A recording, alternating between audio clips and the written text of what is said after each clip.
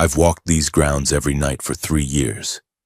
I know every shadow, every sound, every squeaky gate hinge and flickering streetlight in this entire community.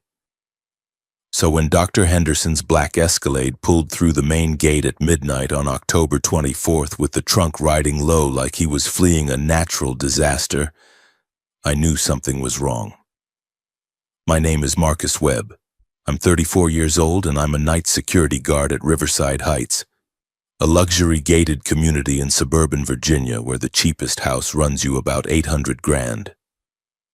Before this, I spent 4 years as military police at Fort Bragg. I learned 2 important things in the Army: how to stay alert during boring-ass shifts, and how to recognize when people are scared shitless even when they're trying to hide it. Dr. Henderson was scared shitless. It was 11:47 p.m. when I started my shift.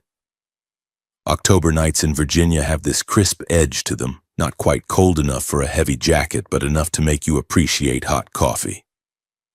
I had my usual setup in the security booth, 16-camera monitor array showing every angle of the community, logbook open to a fresh page, thermos of black coffee, and my Glock 19 locked in the desk drawer where it had sat untouched for 3 years. The job was mind-numbing most nights. Check the cameras, walk the perimeter, wave at insomniacs taking their dogs out, write down absolutely nothing interesting in the logbook. Go home at 7 a.m. and try to sleep while the rest of the world was waking up. I didn't mind it. After the Army, after dealing with drunk privates and domestic disputes and the occasional actual threat, boring was good. Boring was safe. Boring meant I could do my job, collect my paycheck, and not have to deal with people more than absolutely necessary. The only real interaction I looked forward to was feeding Duchess. Duchess was a calico stray who'd claimed the area behind the maintenance shed as her territory about 6 months ago. She was skinny, standoffish, and had this look in her eyes like she'd seen some shit. We understood each other. Every night around midnight, I'd take my first patrol and leave a can of Fancy Feast by the shed. She'd watch me from the shadows, wait until I was 20 feet away, then slink out and eat. We had a system. It worked. That night, I'd just finished my initial camera check and was heading out for the Duchess feeding when Henderson's SUV rolled through. The gate sensor logged it automatically. 11:52 p.m. resident entry Henderson Robert. Nothing unusual about that. People came home late sometimes. But through my booth window, I watched him pull into his driveway, and that's when I saw it. The trunk was packed. And I don't mean we went to Costco packed. I mean plastic storage bins stacked to the roof, cases of bottled water, boxes that looked like they came from a medical supply store. His wife Patricia got out of the passenger seat and immediately started unloading with this quick, efficient energy that people get when they're trying to finish something before they get caught. I watched for another minute, then made a note in the logbook. 11:52 p.m. Henderson residence, unusual cargo volume, noted for pattern recognition. Military habits die hard. In the MP Corps, we were trained to notice patterns.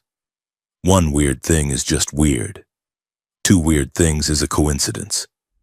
3 weird things is a pattern, and patterns mean something's happening. I filed it away and went to feed Duchess. She was waiting in her usual spot, green eyes reflecting my flashlight beam. I set down the can, stepped back and waited. "Hey girl," I said quietly. "Another exciting night in paradise, huh?" She didn't respond, obviously. She never did. But she also didn't run away, which for Duchess was basically a declaration of love. I left her to her meal and continued the patrol. Riverside Heights at midnight was like a movie set after everyone's gone home. Perfectly landscaped, strategically lit, completely empty. 240 homes arranged in a neat grid, all of them worth more than I'd make in 5 years. Tonight, though, something felt off. Maybe it was Henderson's cargo.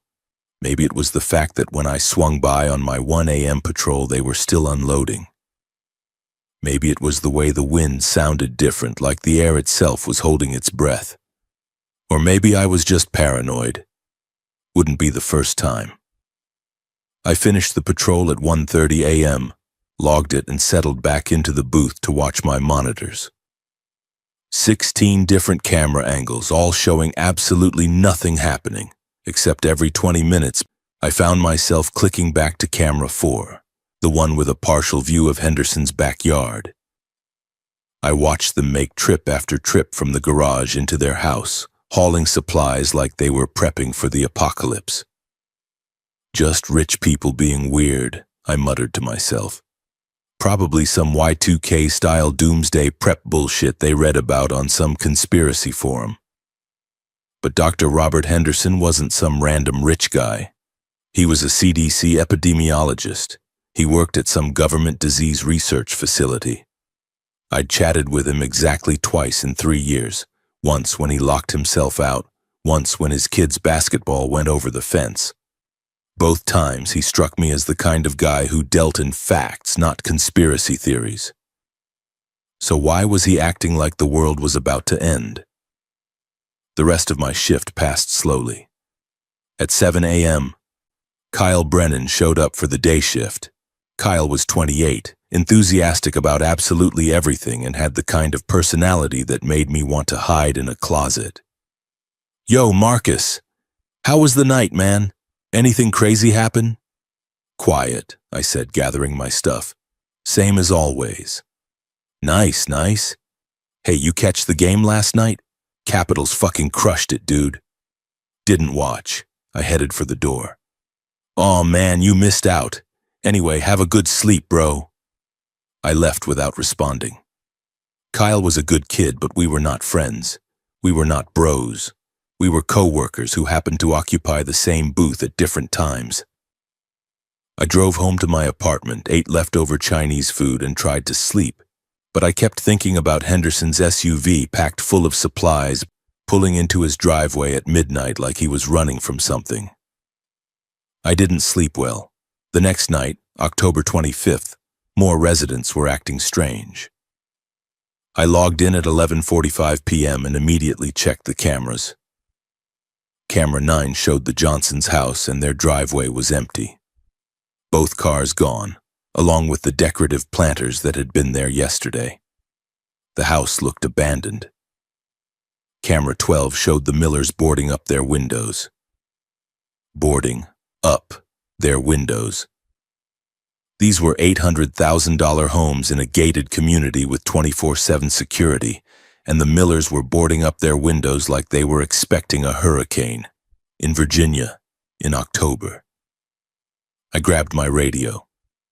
"Kyle, you see anything weird on yesterday's day shift? Millers mention anything about, I don't know, construction?" "Static then." "Nah, man, quiet day, why?" "Nothing, never mind." I clicked off and stared at the monitor. The Millers were moving with purpose. John Miller on a ladder, his wife Janet handing him plywood sheets. Their teenage daughter was carrying boxes from the garage into the house. Pattern recognition. That's 3 weird things now. I spent October 26th, my day off, doing something I hadn't done in years. Research. I sat in my apartment with my laptop and searched for anything about Fort Detrick, the Army's disease research facility in Maryland, about an hour north of here. Nothing on the news, nothing official. But the dark web, that was a different story. I'm not some hacker or conspiracy nut, but 4 years in the MPs teaches you where to look when official channels aren't talking. There were whispers, rumors, unverified posts on encrypted forums talking about a containment breach at Fort Detrick. Something about a test subject, a failed protocol spreading faster than expected. Could have been bullshit. Probably was bullshit. But Dr. Robert Henderson worked in disease control, and he was preparing for something. I grabbed my phone and pulled up my saved security footage. I'd archived 3 days of camera feeds, standard protocol. I went through them systematically, tracking every vehicle in and out of Riverside Heights. Henderson residence, 47 trips to various stores over 72 hours. Home Depot, Costco, a medical supply warehouse, a sporting goods store. Patricia Henderson had made a run to a pharmacy and came back with 4 large bags. The Millers, similar pattern, mass supply purchases, all within the last 3 days. The Johnsons packed up and left, just left, permanently by the looks of it. My military paranoia kicked into overdrive. If a CDC scientist was prepping for something and multiple families were either fortifying or fleeing, then something was coming. Something real. I thought about the maintenance bunker. Most people didn't know it existed. Hell, I'd only found it by accident 6 months ago when I was doing a routine inspection of the facility blueprints.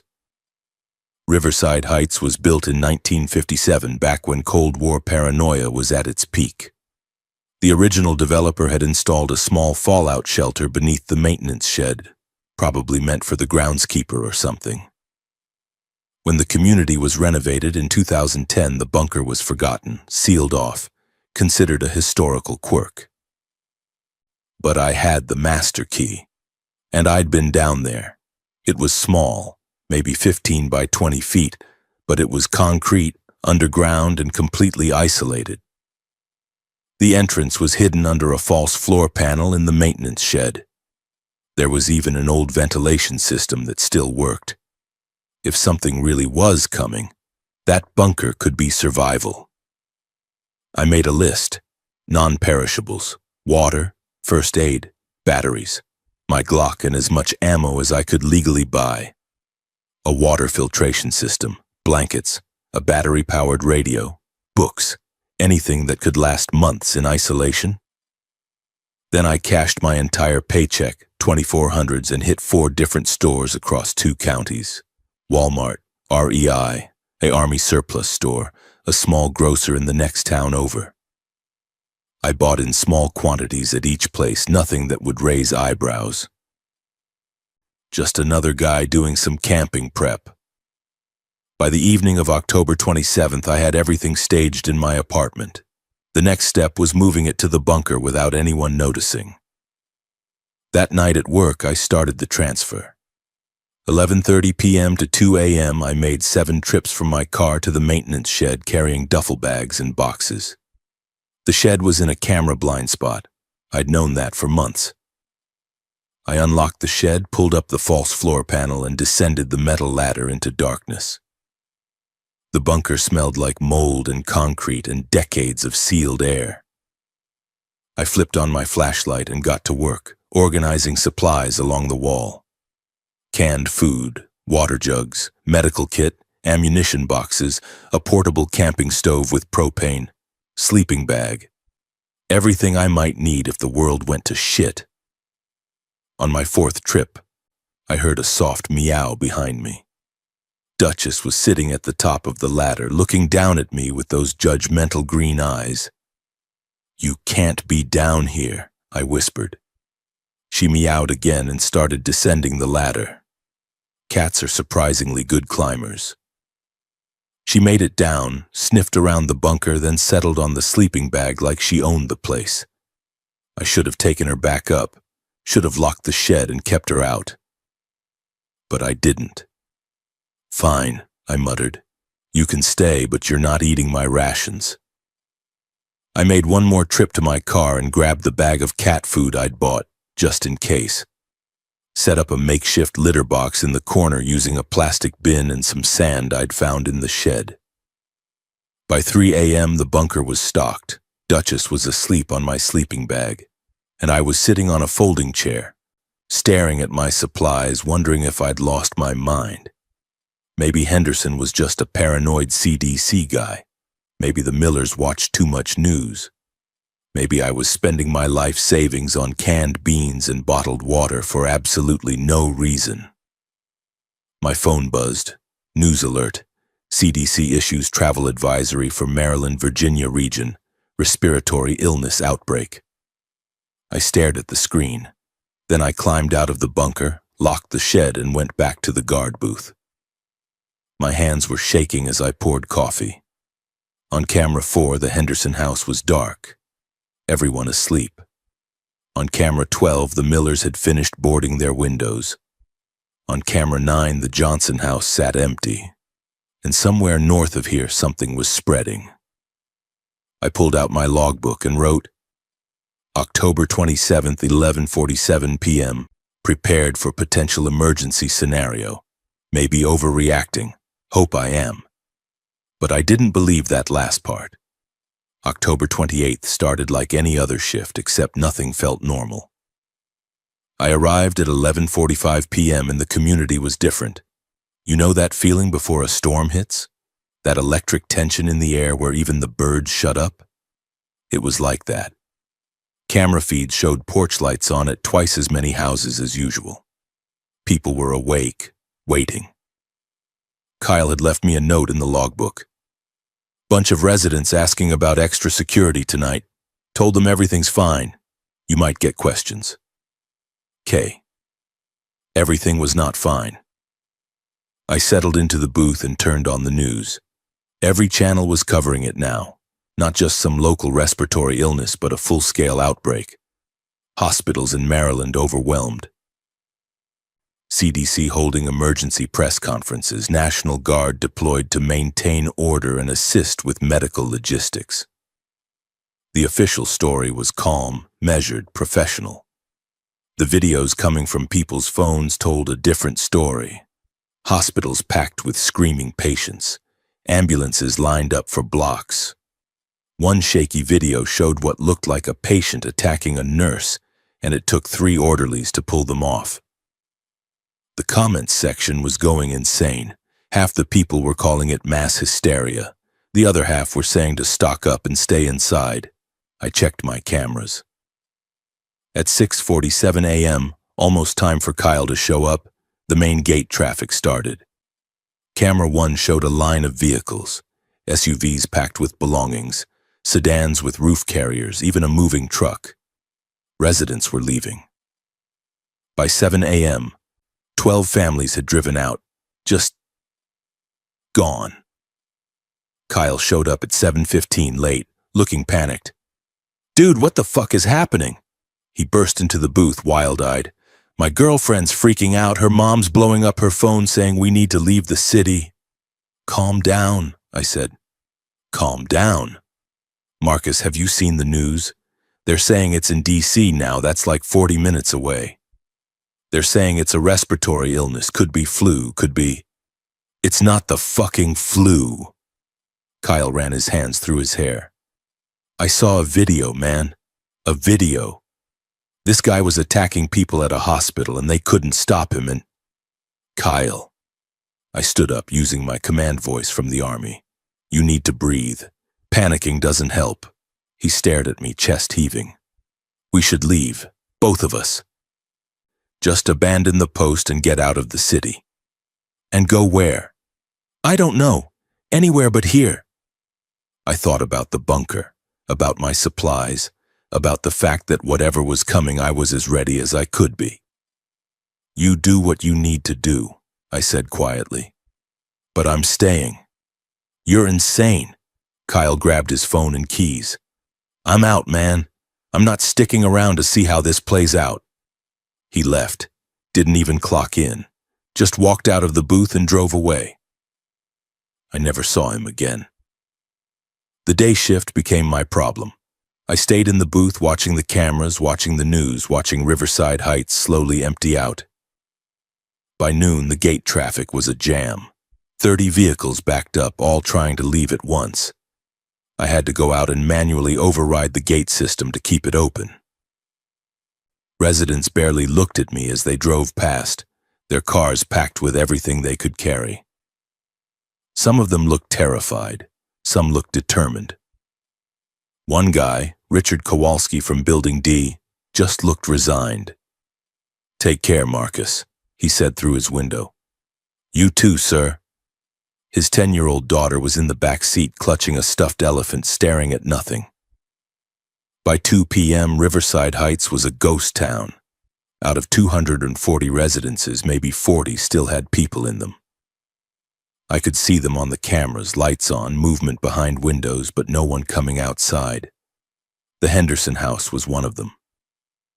Camera 4 showed their SUV still in the driveway, windows boarded up now. They'd barricaded themselves in. Smart. At 4 p.m. I made my decision.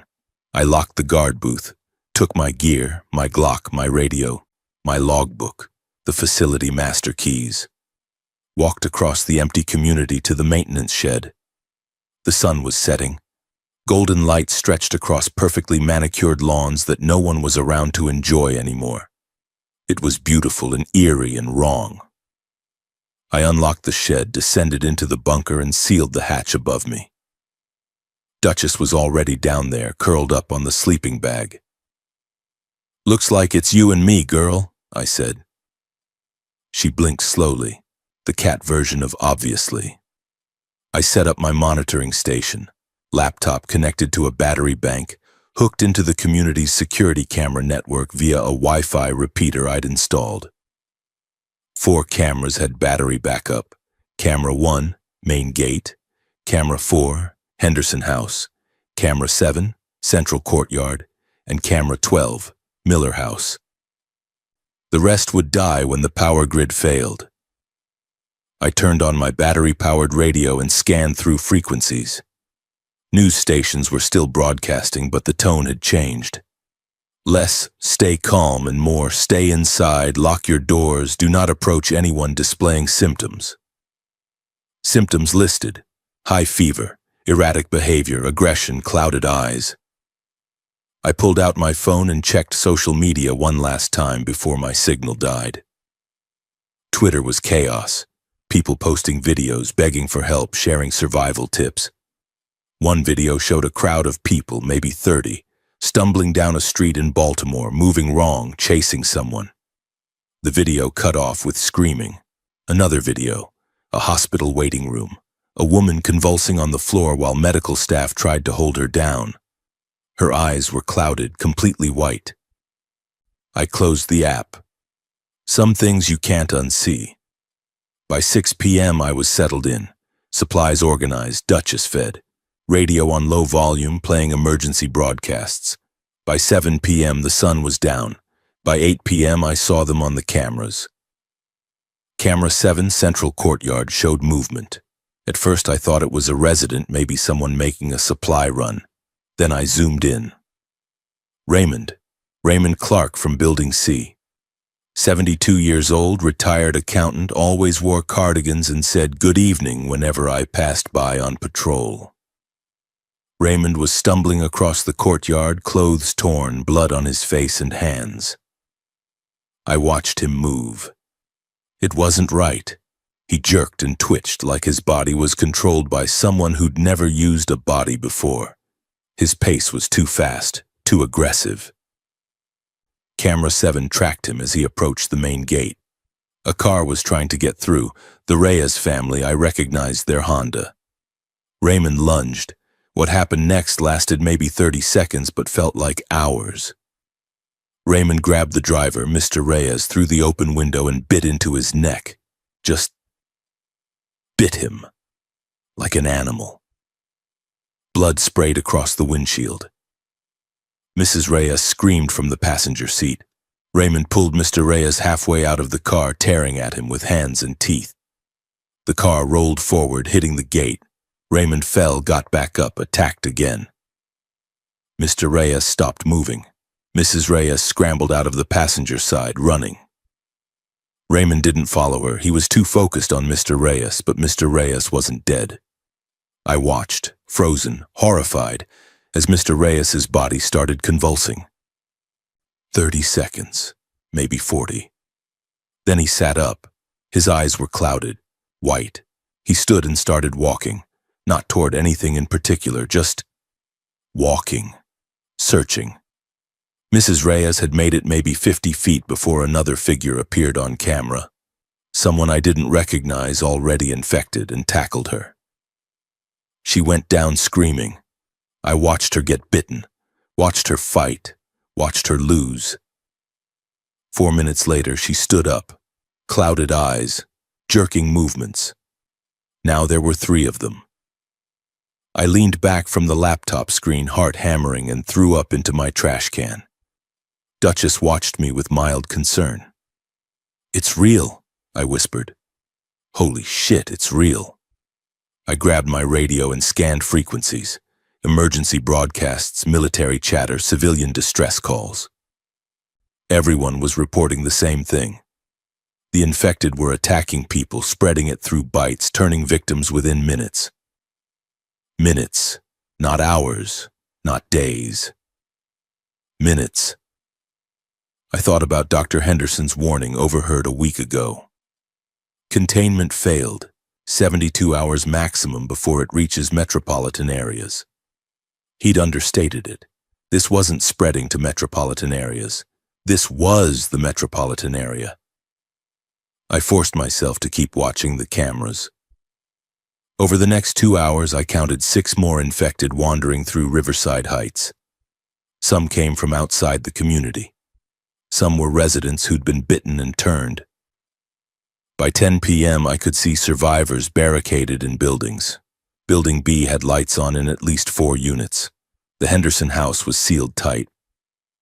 The Miller house, boarded windows, showed movement inside.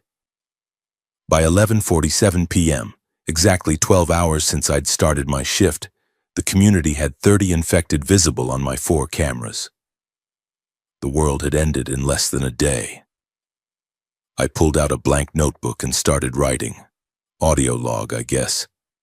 Something to document what was happening. This is Marcus Webb, October 28, 2024, Day 1. If anyone finds this recording, here's what you need to know. I'm not a hero. I'm not a survivor expert. I'm a 34-year-old security guard who got lucky and paranoid in the right proportions. The world ended today. Some kind of virus, maybe military, maybe natural, doesn't matter now. It spreads through bites. Infection takes 15 to 45 minutes depending on the wound. Victims lose speech, cognitive function, and become violently aggressive. Their eyes turn white, clouded. They hunt by sound and movement. I'm in a bunker beneath Riverside Heights community. I have 90 days of supplies, 4 working cameras, a cat named Duchess. And more questions than answers. This is not a survival guide. This is a witness account. I made choices. People died because I didn't help them. I don't know if I'm a coward or pragmatic or both. If you're listening to this, I'm probably dead, or worse, but I'm alive now, Day 1, and I'm going to keep recording until I can't anymore. I set down the pen and stared at my laptop screen.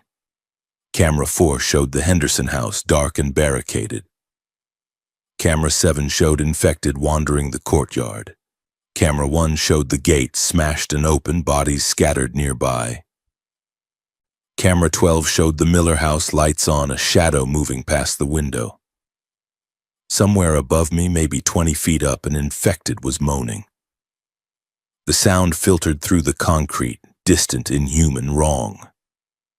Duchess climbed onto my lap and started purring. I held her like a lifeline. "We're going to be okay," I whispered. I didn't believe it. October 29th, Day 2. I woke up at 600 hours, military habit, and immediately checked the cameras. The power was still on. Small miracle. Camera count: 42 infected visible across my 4 camera angles. They were everywhere now, wandering the streets, gathered near buildings, clustering around the gate where the Reyes family had died. Some were fresh, moving fast with aggressive jerking motions. Others looked degraded, slower, more decayed, probably infected for 12+ hours. I made coffee using my camping stove. Real coffee, not instant shit. If the world was ending, I wasn't drinking instant. Duchess ate her breakfast and watched me with those judgy eyes like, "You're taking this remarkably well for someone who watched people turn into zombies last night." "They're not zombies," I said out loud. "They're infected. There's a difference." Was there, though? They were dead on the inside, hunting the living, spreading through bites. Close enough to zombies for government work. I spent the morning establishing a routine. Mental Health 101, structure prevents breakdown. 0600, wake up, check camera. 0615, feed Duchess, make coffee. 0630, physical exercise, push-ups, sit-ups, bodyweight squats, can't let muscles atrophy. 0730, breakfast, protein bar, water. 0800, radio scan, check for broadcasts. 0900, camera surveillance and note-taking. 1200, lunch, canned soup, crackers. 1300, 1600, surveillance, reading, maintenance. 1800, dinner, MRE or canned protein. 1900, 2200, surveillance, audio log, mental health check. 2200, sleep, 4-hour blocks, never deep. Rinse, repeat, survive.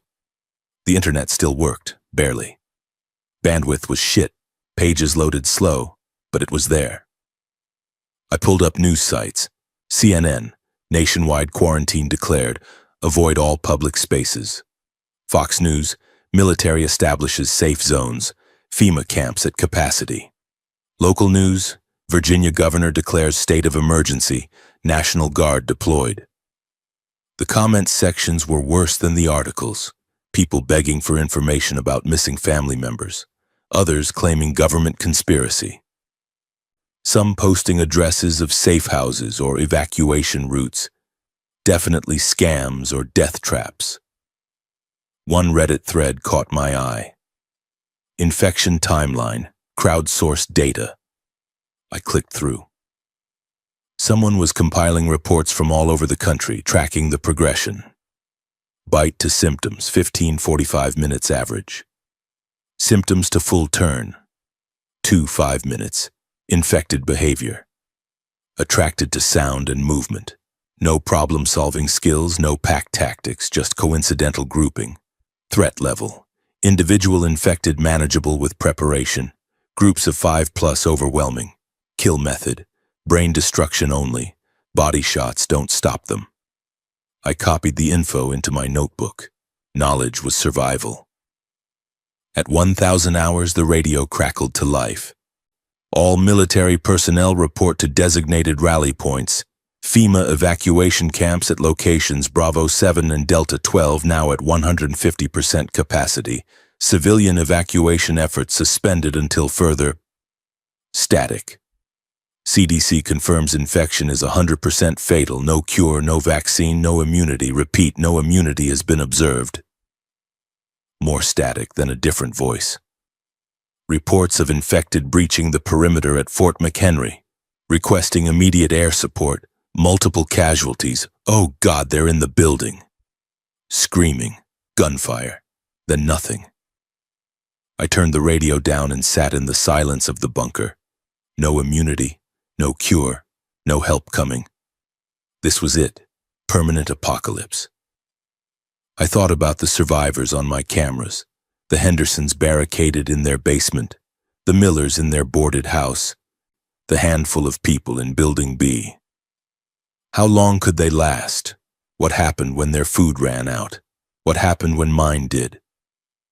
I had 90 days of supplies, 90 days to figure out a next step, 90 days to hope for rescue that wasn't coming. At 1300 hours, I watched a survivor die. Camera 7, Central Courtyard. A man I didn't recognize ran from Building B toward a car in the parking lot. He was carrying a duffel bag, moving fast, trying to escape. He made it maybe 50 feet. 6 infected appeared from different directions, converging on the sound of his footsteps. He saw them, tried to run faster, but they were fast. The fresh ones, at least. They swarmed him. I should have looked away. Didn't. He fought. Used the duffel bag as a weapon, hit one infected hard enough to knock it down. But there were too many. They grabbed him, pulled him down, bit into his arms and legs and neck. He was screaming. I couldn't hear it, no audio on the cameras, but I could see it. 30 seconds later, he stopped moving. 2 minutes later, he stood up, clouded eyes, jerking motions. Now there were 43 infected on my cameras. I logged it in my notebook. Day 2, 1300 hours, unknown survivor from Building B. Attempted escape, failed, infected. Current count, 43 visible. Deceased count, at least 60, estimated from missing residents. The numbers were clinical, detached. That was the only way to handle it. At 1900 hours, the lights flickered. I held my breath watching my laptop screen. The lights flickered again, held, then stabilized. The power grid was failing. Could be hours, could be days, but it was coming. I did an inventory check. Battery banks, 6 units fully charged, enough to power laptop and cameras for 7-10 days. Backup batteries, 60 AA, 48 AA, fuel, 4 propane canisters for camping stove, light sources, 3 LED lanterns, 2 flashlights, 40 tea candles, food, 87 days at current ration, water, 73 days, have filtration system for underground spring water, extends to 200+ days. I could survive the power loss. Cameras would eventually die, but I'd be alive. At 2200 hours, I tried to sleep. Couldn't. Every time I closed my eyes, I saw the man in the courtyard getting torn apart. Saw Raymond biting into Mr. Reyes. Saw Mrs. Reyes's clouded eyes. Duchess curled up against my chest, purring. "You're taking this better than me," I whispered. She purred louder. Cat translation. Obviously. October 30th, day 3. The radio broadcasts were getting sporadic. I caught 3 transmissions all day. Morning. Military evacuation routes compromised. Recommend civilian shelter in place. Afternoon.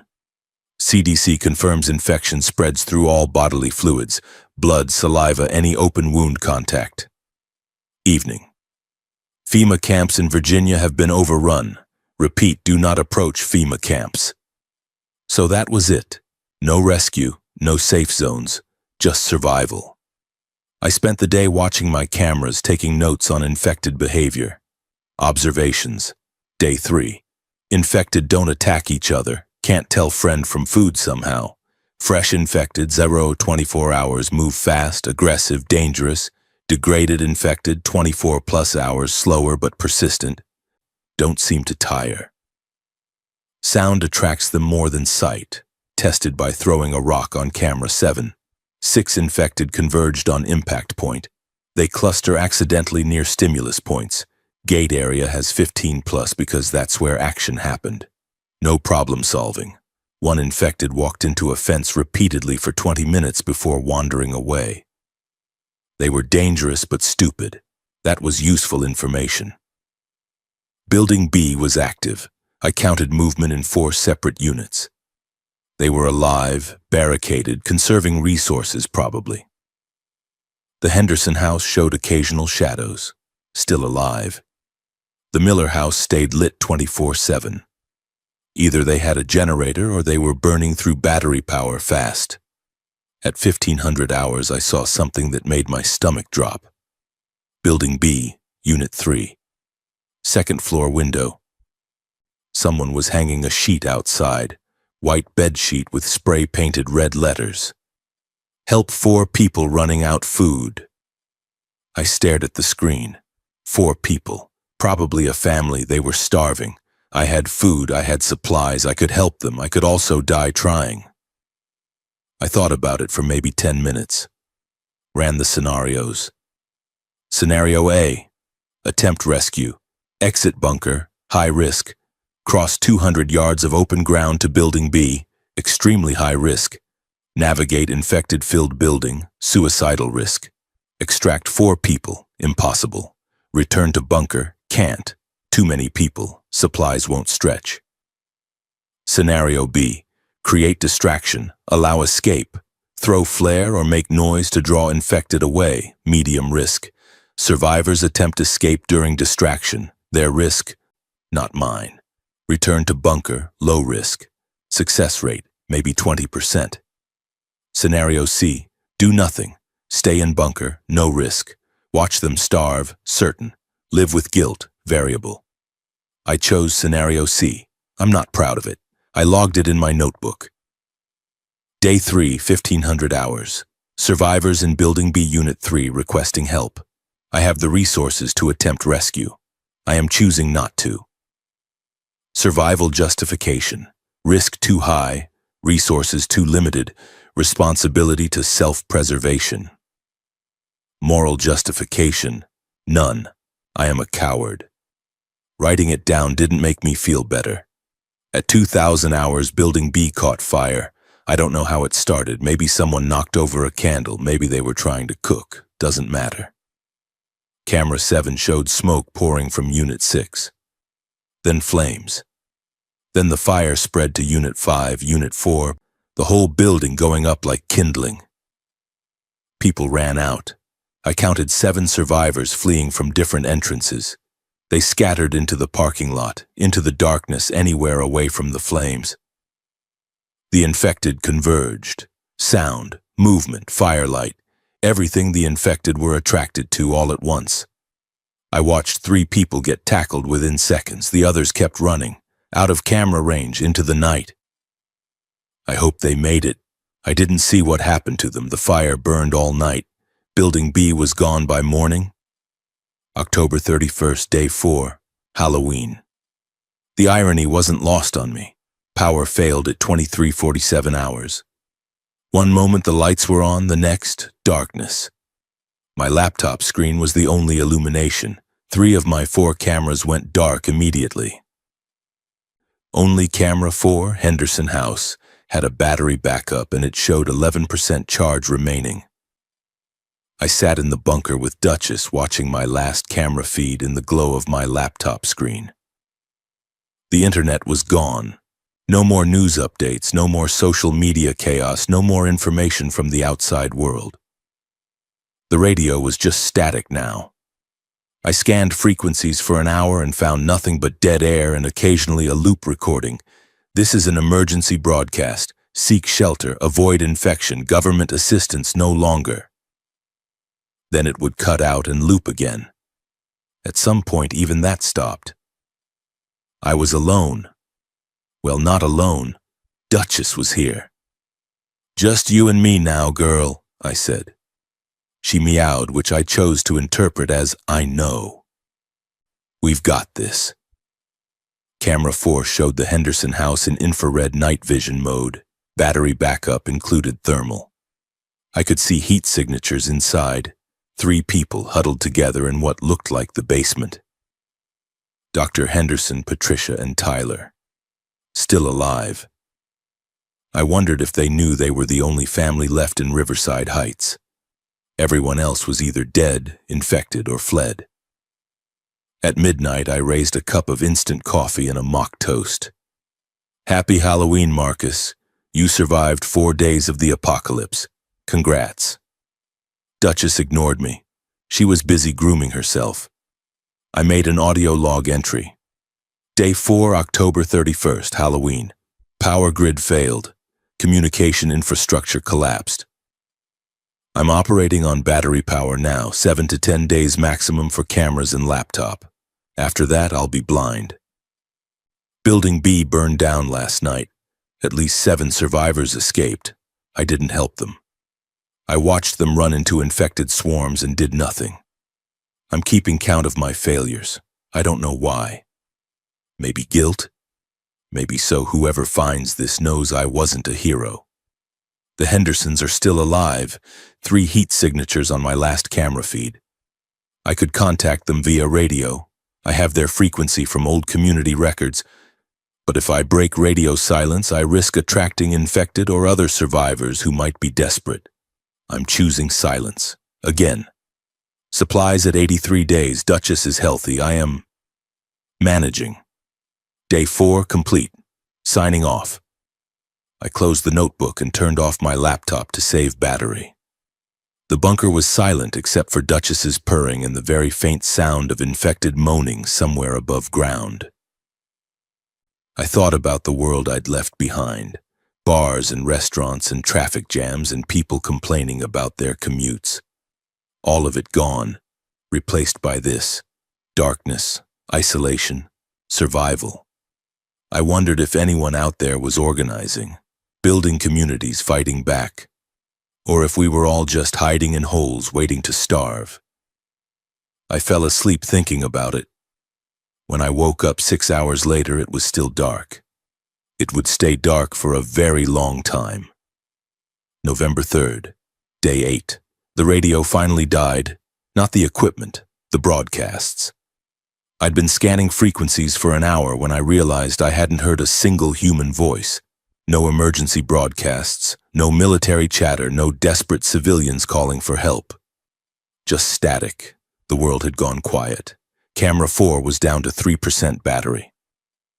I'd been rationing its use, only checking the Henderson house twice a day. Still 3 heat signatures, still alive, still barricaded. I'd stopped counting infected, no point. They were everywhere. My routine was holding barely.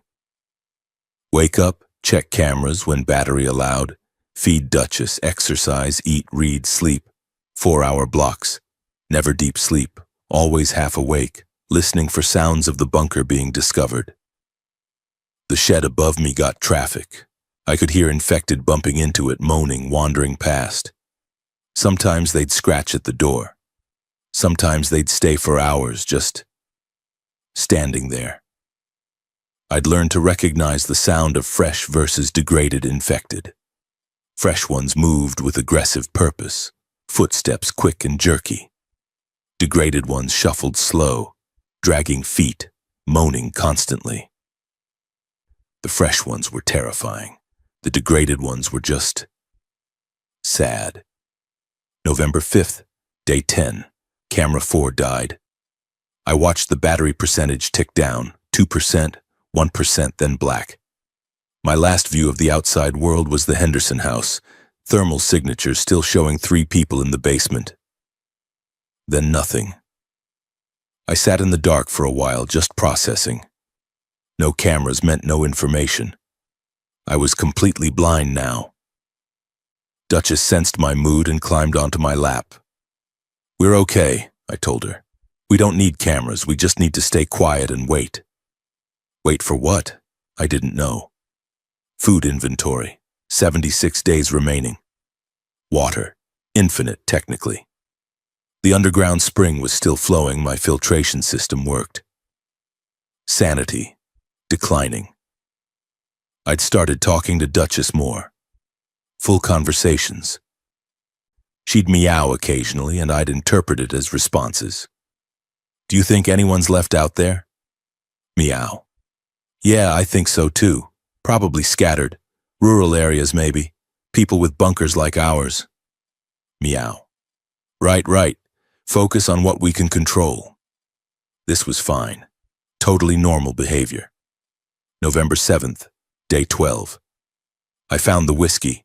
I'd packed a bottle of Jim Beam in my supplies, medicinal purposes, and I'd been ignoring it. But day 12 felt like a good day to break the seal. I poured 2 fingers into a metal camping cup and sat on my sleeping bag. "To survival," I said, raising the cup to Duchess. She blinked slowly. Cat judgment.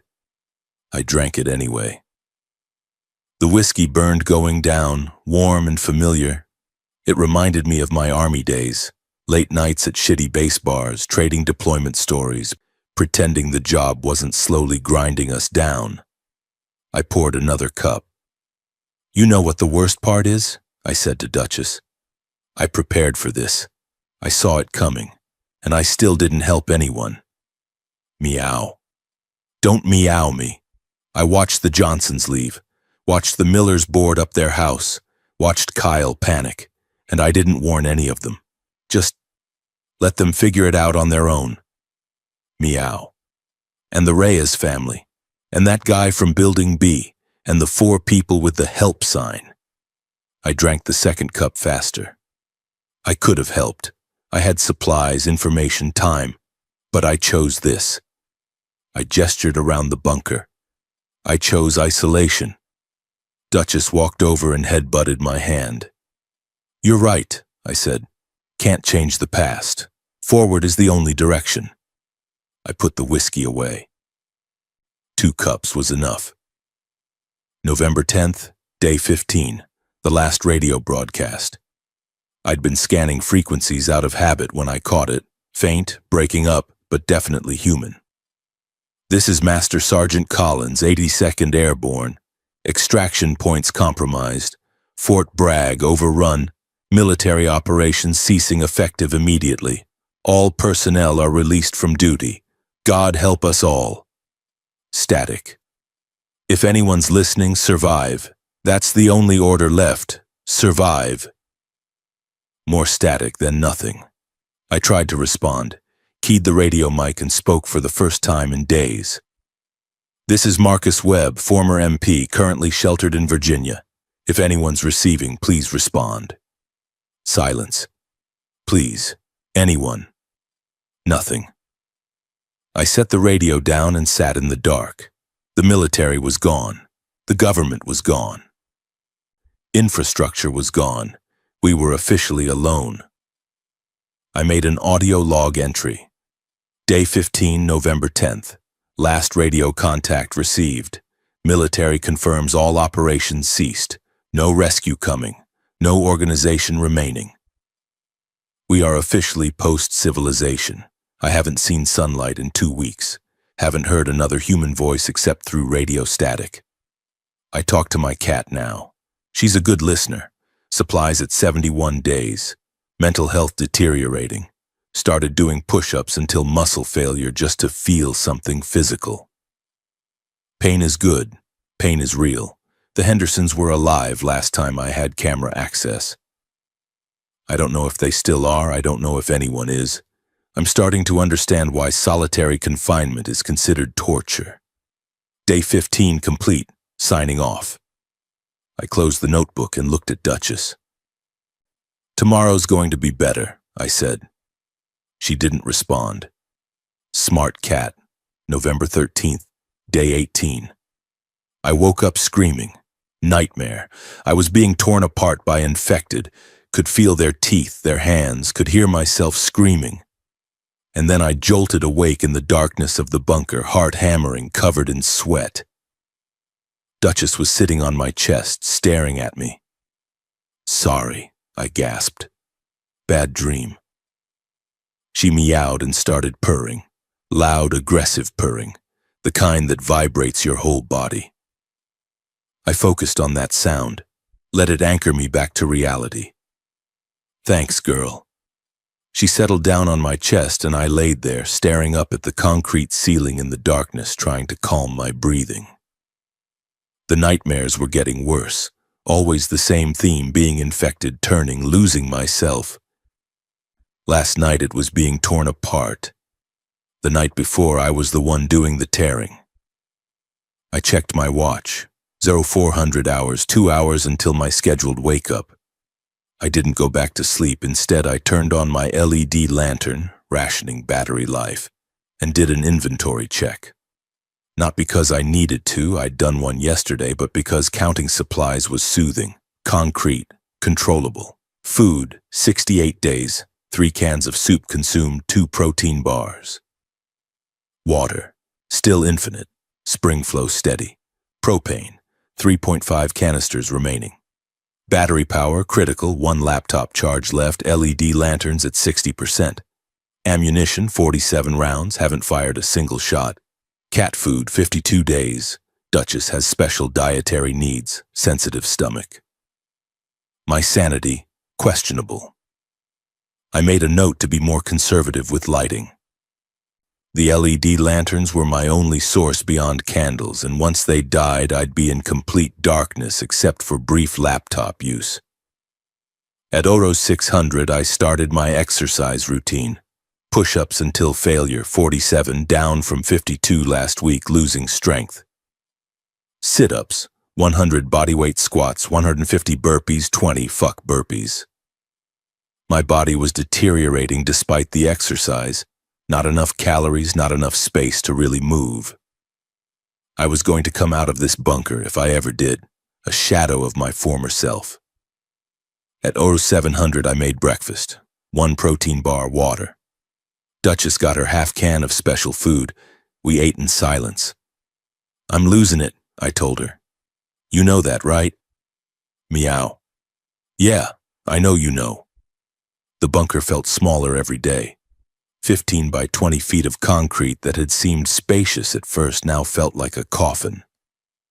I could walk 7 paces in any direction before hitting a wall. 7 paces, that was my whole world. I tried reading to pass the time. I'd brought 6 books. 1, The Road by Cormac McCarthy, worst choice ever, 2, On the Nose. 2, World War Z by Max Brooks, ironically helpful actually. 3, Meditations by Marcus Aurelius, pretentious but calming. 4, The Stand by Stephen King, stopped reading after the superflu section.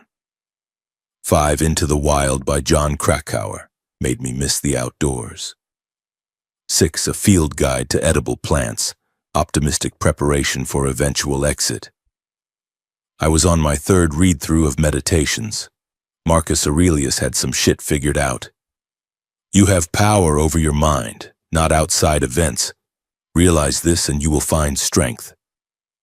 Easy to say when you're a Roman emperor. Harder when you're in a hole listening to zombies moan above you. November 15th, day 20. Duchess got sick. I woke up to the sound of her vomiting in the corner.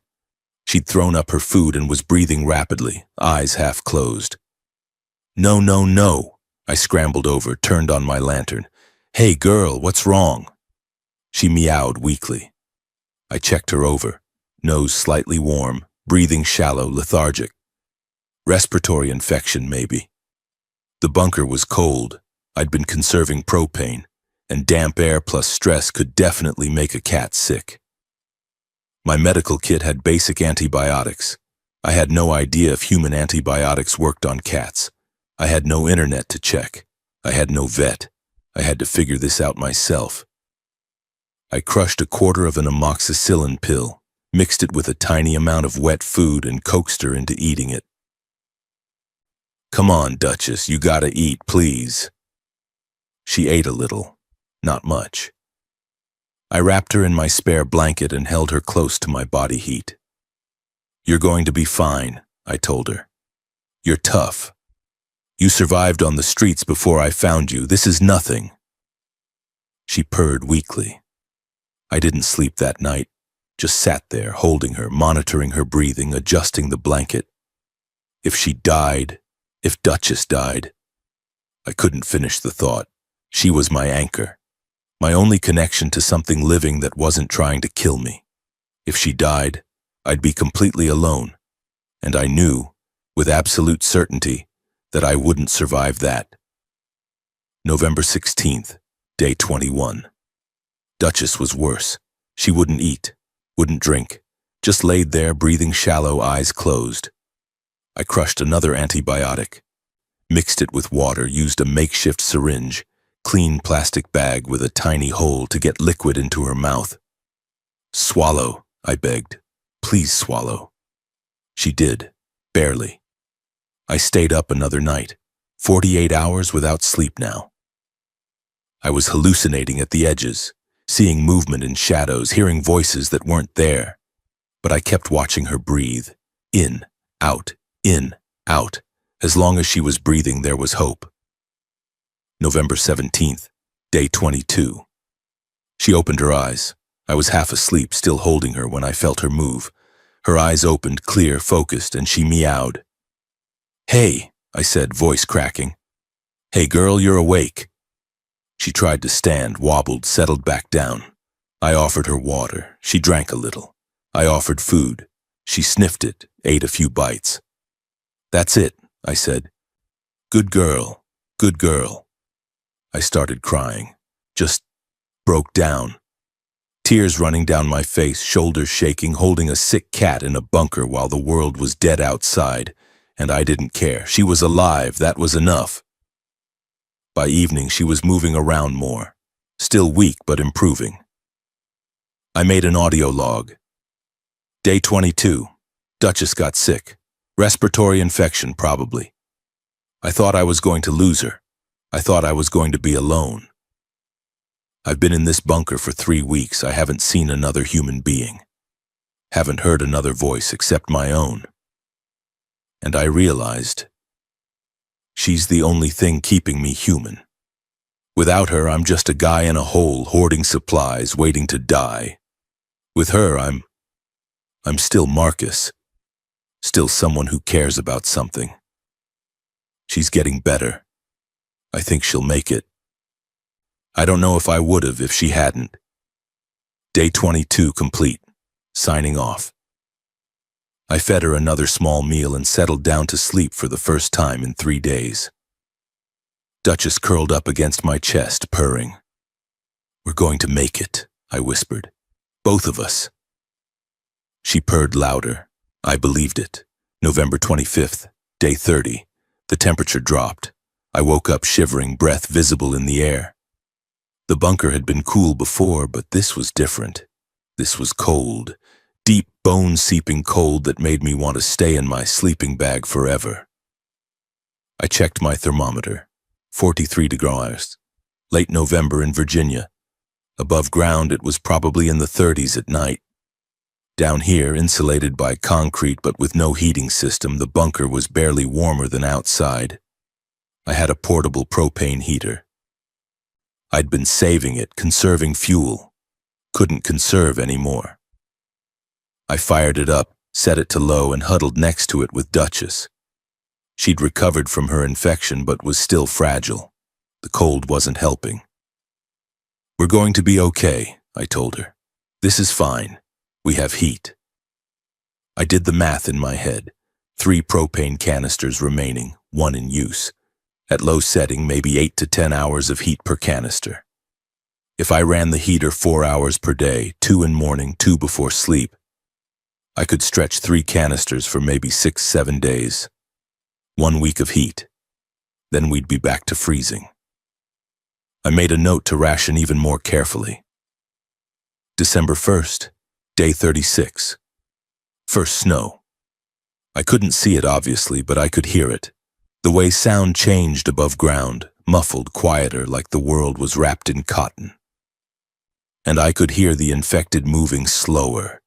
Their moaning took on a different quality, less frequent, lower energy, like they were conserving strength. I wondered if cold affected them. Slowed their metabolism? Made them less aggressive? Or maybe there were just fewer of them now. Attrition, starvation, decay. I didn't know. What I did know, my propane was gone.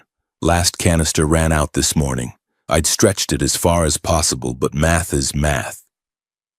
Now I had no heat except my own body and Duchess's. I put on every layer of clothing I'd brought. Thermal underwear, 2 shirts, hoodie, jacket. Wrapped myself in my sleeping bag. Wrapped Duchess in a spare blanket and held her close. We shivered together. "This is survival," I told her. "Uncomfortable but manageable. We've got this." She didn't look convinced. December 5th, day 40. Duchess got sick again. Same symptoms as before, vomiting, lethargy, shallow breathing. The cold was too much for her. "No," I said, "not again. You beat this once, you can beat it again." I gave her antibiotics. Running low now, only 3 pills left. Kept her warm against my body. Forced fluids. She was so small, so fragile. I stayed awake for 48 hours again, monitoring her, adjusting blankets, whispering encouragement. "You're a survivor," I told her. "You lived on the streets.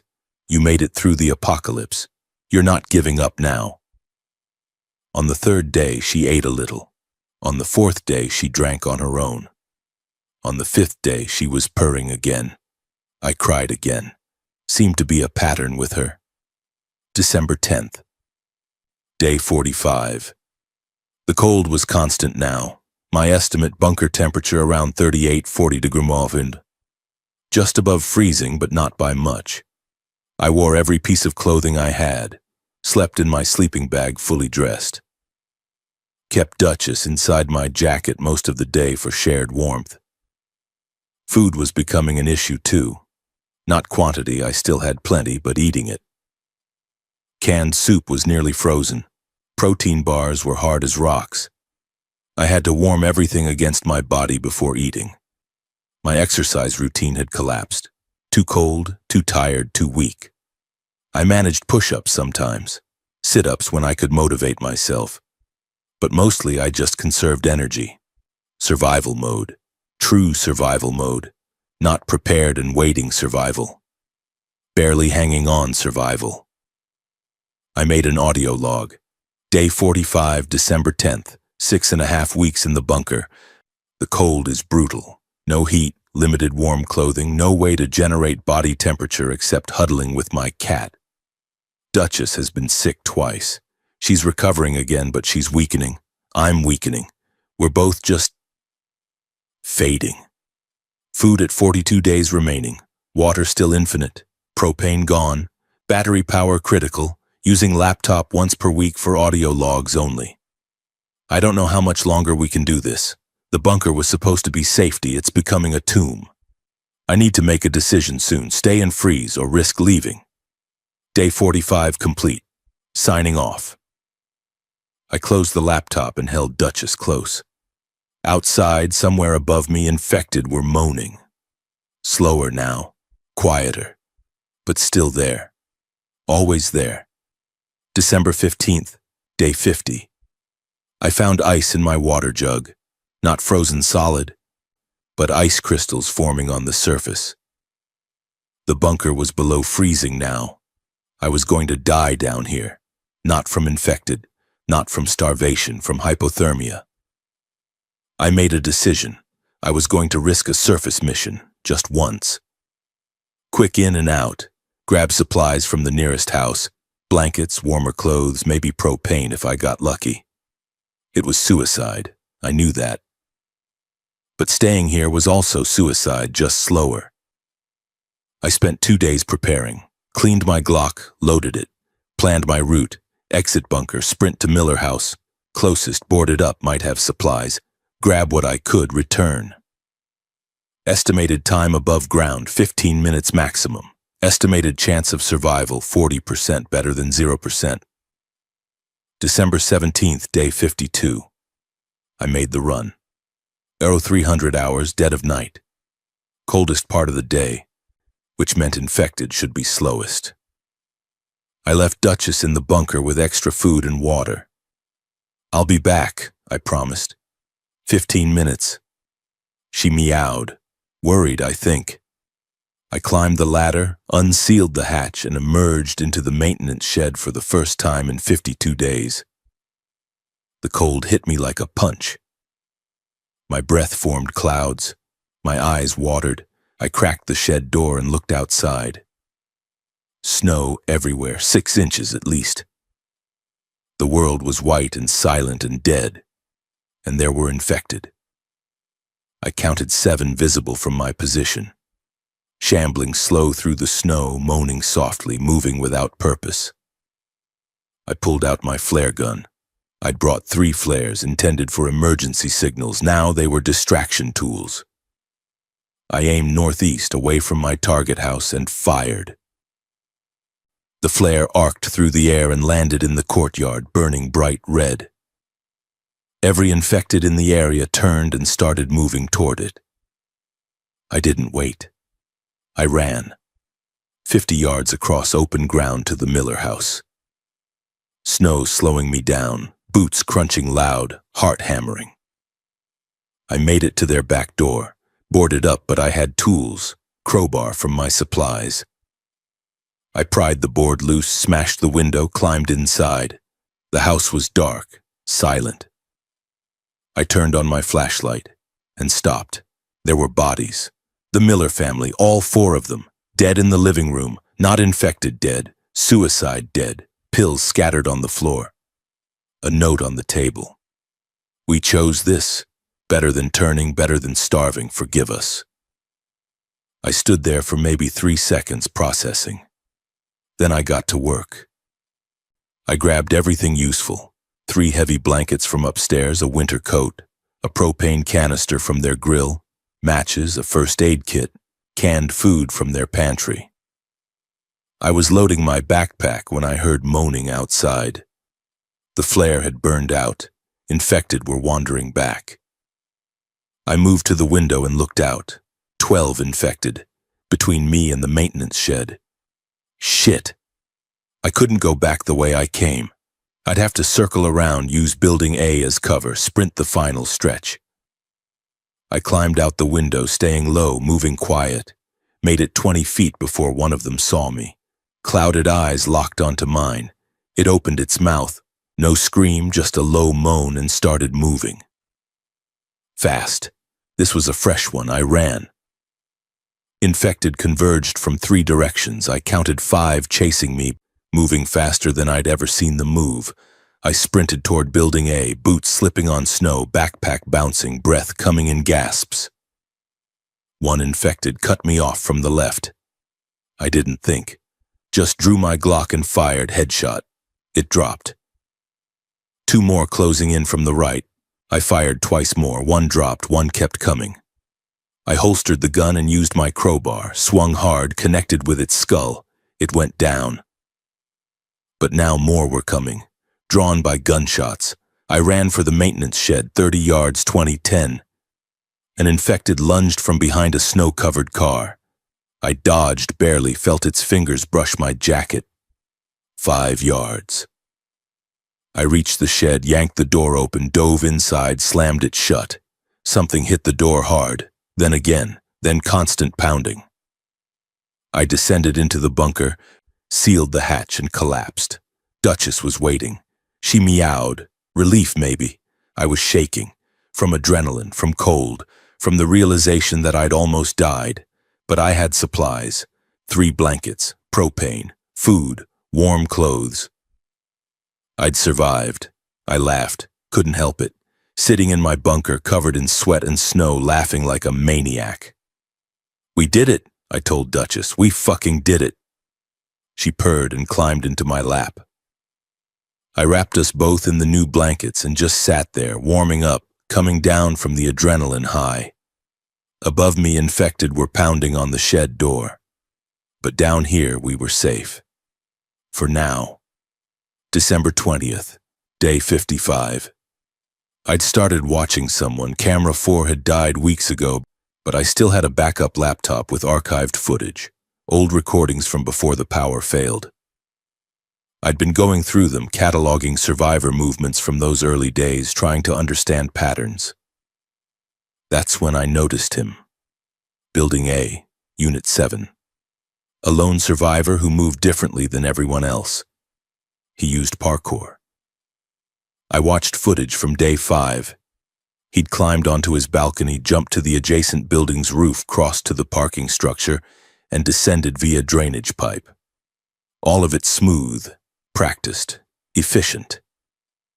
In footage from day 8, he'd scavenged the courtyard while infected wandered below. He'd moved across second-floor walkways, never touching the ground. Smart, athletic, skilled. I found myself rooting for him in the archived footage. Found myself checking for him in each recording. I started calling him Damien in my head.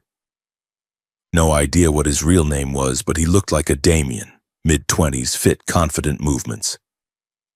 By day 12 footage, I'd confirmed he was still alive, still moving, still surviving. I wondered if he was still alive now. Day 55, December 22nd, day 57. The cold was manageable now. The blankets from the Miller house helped. The propane canister gave me 3 more days of heat. I'd rationed it carefully, 2 hours in the morning to warm up, 2 hours at night to sleep comfortably. Duchess had recovered fully. She was eating well, active, back to her normal judgmental self. I'd settled into a new routine. Colder but stable. Food, 34 days remaining. Water, infinite. Heat, 1 day of propane left. Sanity, surprisingly okay. The surface mission had helped. Weirdly. Doing something, taking action reminded me I was still capable, still alive.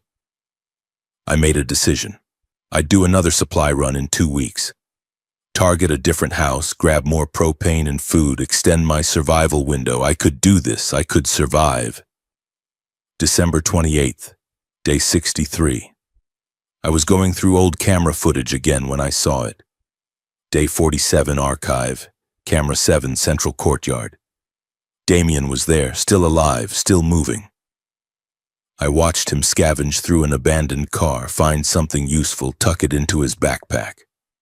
Then he moved toward the community's outer fence where Camera 7's range ended. He was planning something. I fast-forwarded through the next recordings. Day 48, Day 49, Day 50. On Day 51, I saw him exit through a gap in the fence, heading toward the commercial district outside Riverside Heights. Supply run. Same thing I'd done. I watched the timestamp. 0347 hours, smart timing. I waited for his return. 3 hours later, 0647 hours, he came back, moving fast, being chased. 15 infected, maybe 20. All fresh, all fast, all converging on him. "Run," I whispered to the archived footage. "Come on, run." He ran. Damien was fast, agile, used parkour to clear obstacles. He made it to the fence, climbed over, dropped into the community. But the infected followed. He sprinted toward Building A, made it to the entrance. Door was barricaded from inside. He pounded on it. I could see him yelling.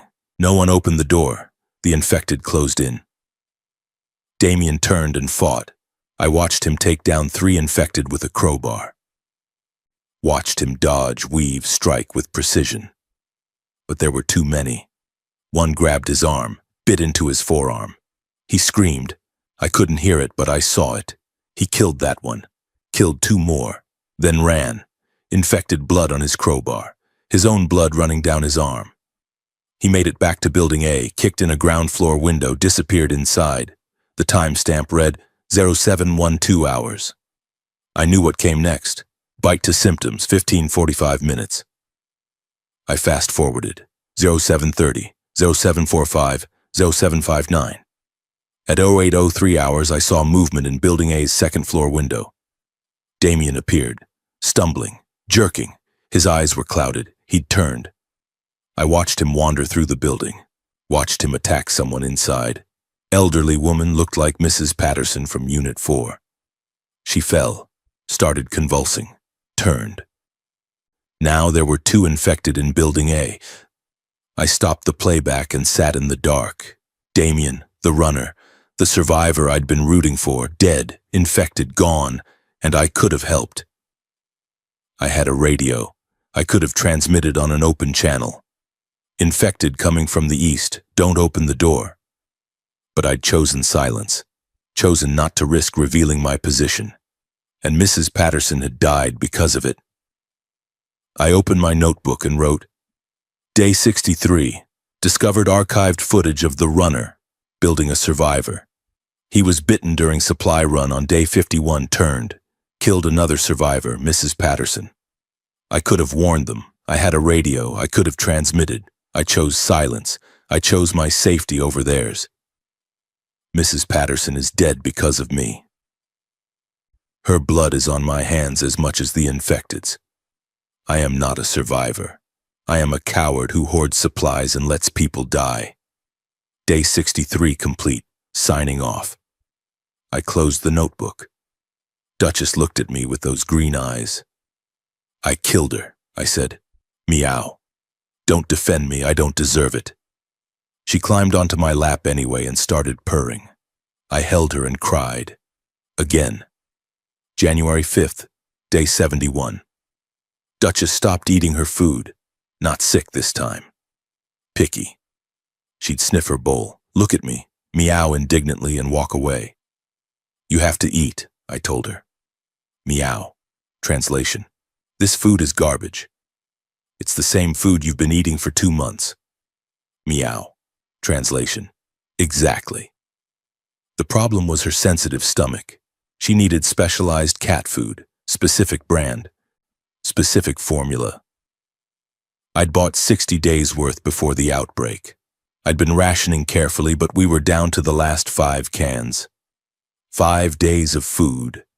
Then she'd have to eat regular food, which might make her sick again, which might kill her.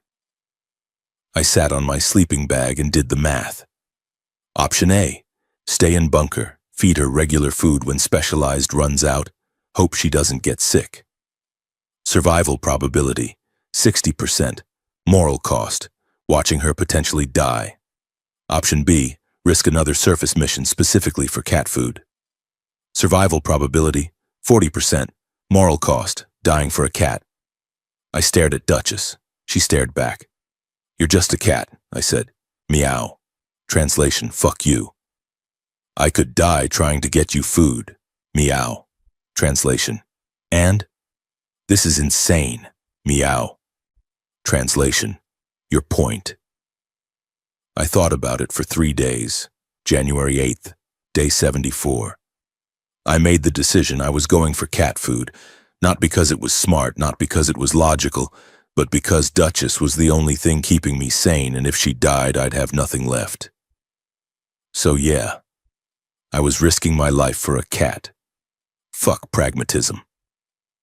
I planned the mission. Target the Miller house again. I knew the layout. They'd had a cat. I'd seen photos on their walls. Might have cat food. If not, I'd try the Anderson house next door. Estimated time above ground, 20 minutes.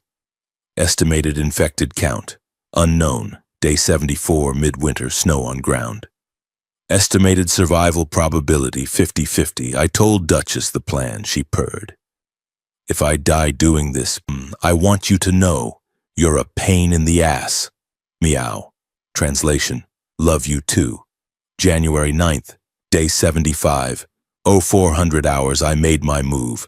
Same protocol as last time. Flare gun to create distraction, sprint to target, grab supplies, return. I emerged from the bunker into freezing darkness. Temperature maybe 20 degrees. Snow everywhere, wind cutting through my layers. I scanned the area.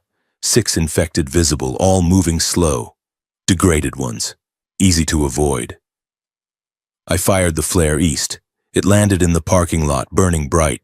The infected turned and shambled toward it. I ran for the Miller house, made it to the back door I'd used before. Boards still loose from my last visit. Climbed through. Inside, I used my flashlight to search. Kitchen pantry, canned goods, pasta, rice, no cat food. Garage, tools, camping supplies, gardening equipment, no cat food. Laundry room, detergent, bleach. There. Bottom shelf. 6 cans of Fancy Feast, special formula, digestive health, jackpot. I grabbed all 6 cans, stuffed them in my backpack. Then I heard glass breaking. Downstairs, living room area. I froze, listened, moaning, multiple infected. Inside the house, they'd followed me, or wandered in through the broken window. Didn't matter. I was trapped. I moved to the stairway and looked down. 3 infected, shambling up the stairs. Slow but steady. I couldn't go back the way I came. I ran to the master bedroom, 2nd floor, window facing the backyard. Opened it, looked down. 15-foot drop into snow. Manageable, but there were infected in the backyard too. 5 of them. Between me and the maintenance shed. Shit. I couldn't fight 5 infected. Not in the open, not in the snow.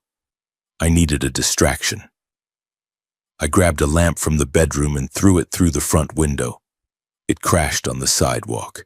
The infected in the backyard turned and moved toward the noise. I didn't wait. I jumped, landed hard in the snow.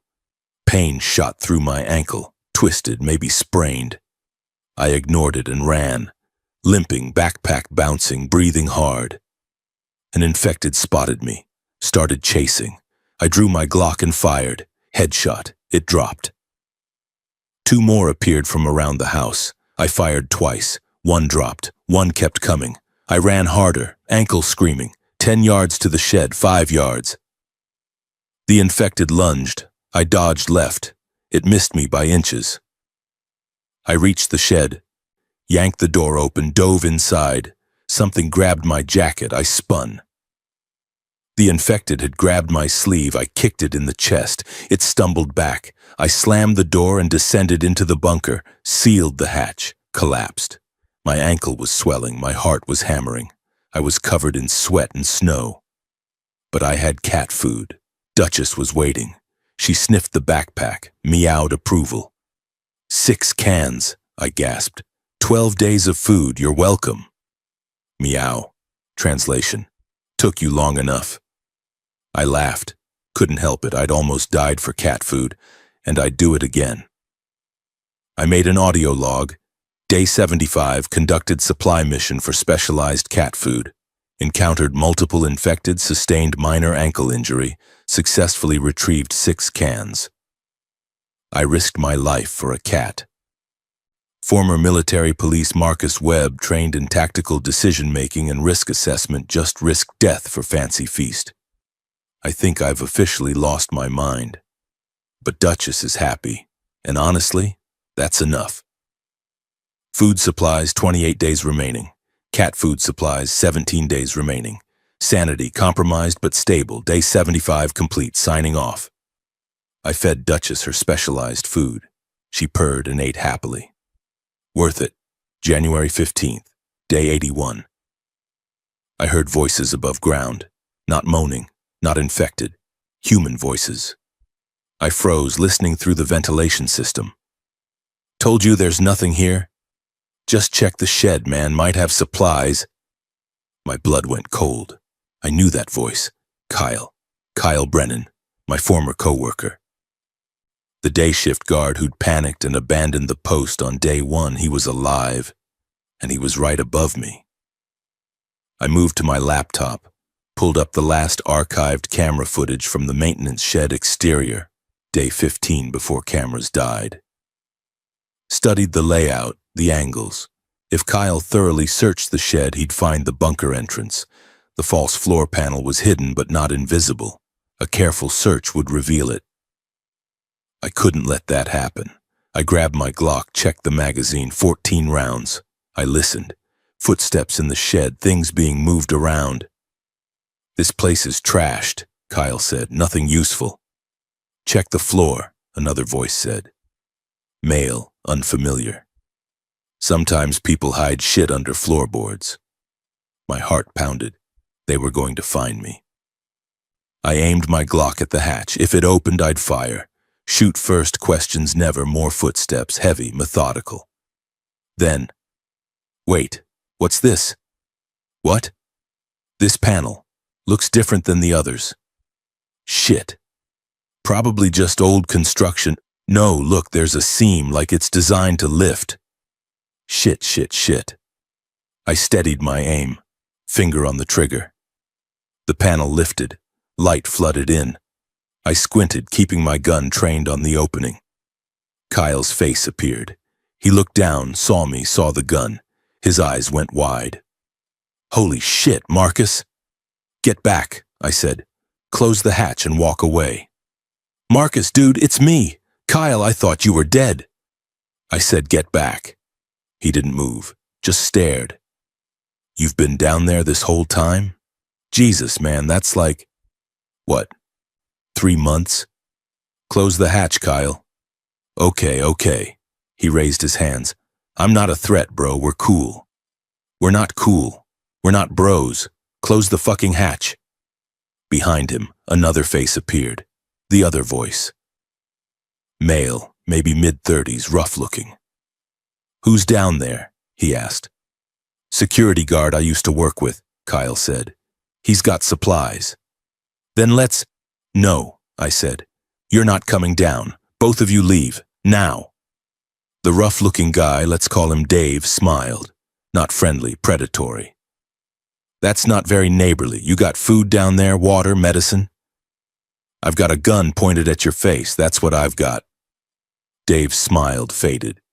You'd really shoot us? Without hesitation. Kyle put his hand on Dave's shoulder. Let's just go, man. He's obviously not... He's got supplies, Dave interrupted. We're starving. He's sitting on enough food for months, probably. And I'll keep it, I said. This is your last warning. Leave. Dave reached into his jacket.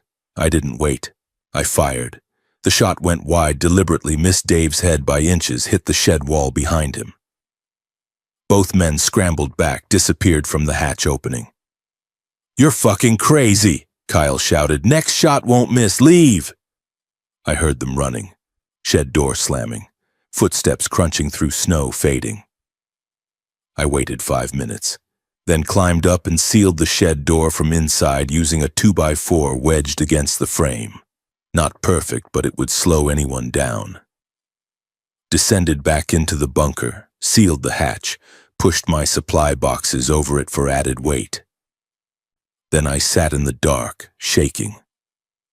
Kyle was alive, and he knew about the bunker. He'd left, but he might come back, and he had Dave with him. Dave, who looked desperate, who looked violent, who looked at my bunker like it was a treasure chest. I'd made an enemy. January 18th, day 84. Kyle returned. I heard him in the shed, moving around, testing the door I'd wedged shut. "Marcus," he called down. "Marcus, I know you can hear me." I didn't respond. "Look, man, Dave's gone. I sent him away. It's just me. I'm not trying to take your stuff. Can we talk?" Silence. "I'm starving, Marcus. I've been eating snow and whatever scraps I can find. I'm down to like 120 pounds. I'm dying." I listened, didn't move. "I'm not asking for much, just some food, couple cans, something." "Please," his voice cracked. "We used to work together, man. We're colleagues. Doesn't that mean something?" It meant we occupied the same booth at different times. It meant nothing. "Please, Marcus, please." I heard him crying, actually crying. Duchess looked at me. "Don't," I said, "meow. He's trying to manipulate me." Meow. "Even if he's not, I can't risk it. I give him food, he'll come back for more, or he'll bring Dave or others. This bunker stays secret." Meow. "I'm not a monster." Duchess just blinked at me. Above, Kyle was still crying. "I've got a family, Marcus, a girlfriend. She's pregnant. We're trying to survive. Just give me something, anything." I didn't know if that was true, probably wasn't, but maybe it was. I made a decision. I took 10 cans of soup, grabbed 5 bottles of water, packaged them in a plastic bag, climbed the ladder, opened the hatch just a crack. "Kyle?" "Marcus? Oh, thank God. Shut up and listen. I'm going to pass supplies through this gap. You take them and leave. You don't come back. You don't tell anyone about this bunker. You forget you ever found me. Understood?" Yeah, of course. Thank you, man. Thank you. If you come back, I shoot you. No warnings next time." "I won't. I swear, I just needed—" "Take the bag." I pushed it through the gap, saw his hands grab it. "Thank you," he said again. "Marcus, seriously, you saved my—" I closed the hatch, listened as he left the shed. Then I descended and pushed more boxes over the hatch. Duchess was waiting. "I helped him," I said. Meow. Translation. "Barely. It's more than nothing." Meow. Translation. "Is it?" I made an audio log. Day 84. Kyle Brennan discovered bunker location. He's desperate, possibly dangerous, claims to have family girlfriend, unverified. I provided minimal supplies and threatened violence if he returns. I've been in this bunker for 84 days. I've watched dozens of people die. I've ignored cries for help. I've chosen isolation over community. And when given the chance to actually help someone I knew, someone who might be genuine, I gave him 10 cans of soup and threatened to shoot him. I don't know if this makes me pragmatic or sociopathic. I think I'm losing the ability to tell the difference. Food supplies, 18 days remaining, minus 10 cans. Water, infinite. Humanity, declining. Day 84, complete. Signing off. I turned off the laptop and sat in the dark with Duchess. Outside, somewhere in the snow, Kyle was eating canned soup I gave him. Or maybe he'd already died. Or maybe he was planning to come back with Dave and break in. I didn't know. All I knew, I'd built a fortress against the infected. But the real threat might be human. And I was completely alone. January 25th, day 91. The ventilation was failing. I woke up dizzy, headache pounding, breathing shallow. Carbon dioxide buildup. The bunker's ventilation system was basic. Passive air exchange through a vent pipe that extended above ground, hidden behind the maintenance shed. But something was blocking it. I checked the airflow, minimal, almost nothing, which meant in maybe 6 to 8 hours I'd asphyxiate. I had to fix it. Which meant going above ground, or dying. I grabbed my tools, flashlight, screwdriver, crowbar, pulled on my warmest clothes, loaded my Glock. "Stay here," I told Duchess. Meow. Translation: "Obviously, I'm not an idiot like you." I climbed the ladder, unsealed the hatch, entered the maintenance shed. It was dark, cold. I could see my breath. I moved to the vent pipe location, back corner of the shed, hidden behind old equipment. The pipe was blocked by Kyle. He was passed out drunk on top of the vent pipe, using it as a makeshift seat while he drank from a bottle of something. Probably found it scavenging. His presence was suffocating me. Literally. "Kyle," I said. He startled awake, nearly fell over, saw me. Eyes went wide. "Marcus! Hey man, I was just..." "Move." I wasn't trying to block anything, I just needed a place to move, now. He stumbled off the vent pipe, clutching his bottle. I checked the pipe, unblocked now. Airflow resuming. I turned to leave. "Wait," Kyle said. "Wait, Marcus, please." "What?" "I'm out of food. The stuff you gave me. I made it last as long as I could, but it's gone. I'm starving again." "Not my problem. Please, just a little more, I'm begging you." I looked at him, really looked. He was skeletal, clothes hanging off him, face hollow, eyes desperate. He was dying. "I gave you 10 cans, I said. "That should have lasted 2 weeks if rationed properly." "I did ration, but Dave, he found me, took half. There was nothing I could..." "Dave's still around?" "He left. Went east looking for better scavenging, but he might come back." "Marcus, I'm scared.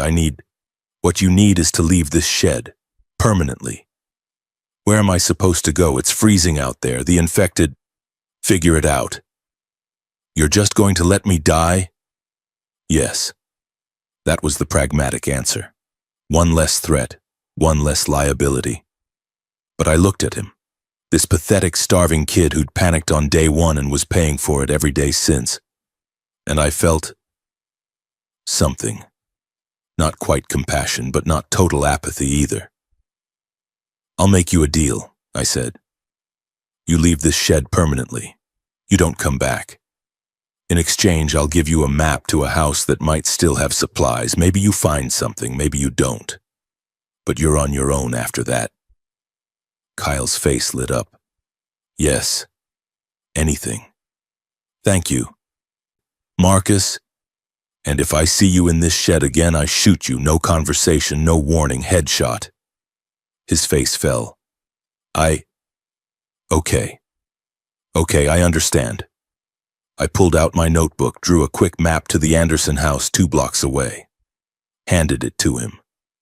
"That's all you get." He took it like it was a treasure map. "Thank you. I mean it. You're saving my life. I'm giving you a chance. What you do with it is your problem." I descended back into the bunker, sealed the hatch. Airflow was restored. I could breathe. But I felt sick anyway. January 30th, day 96.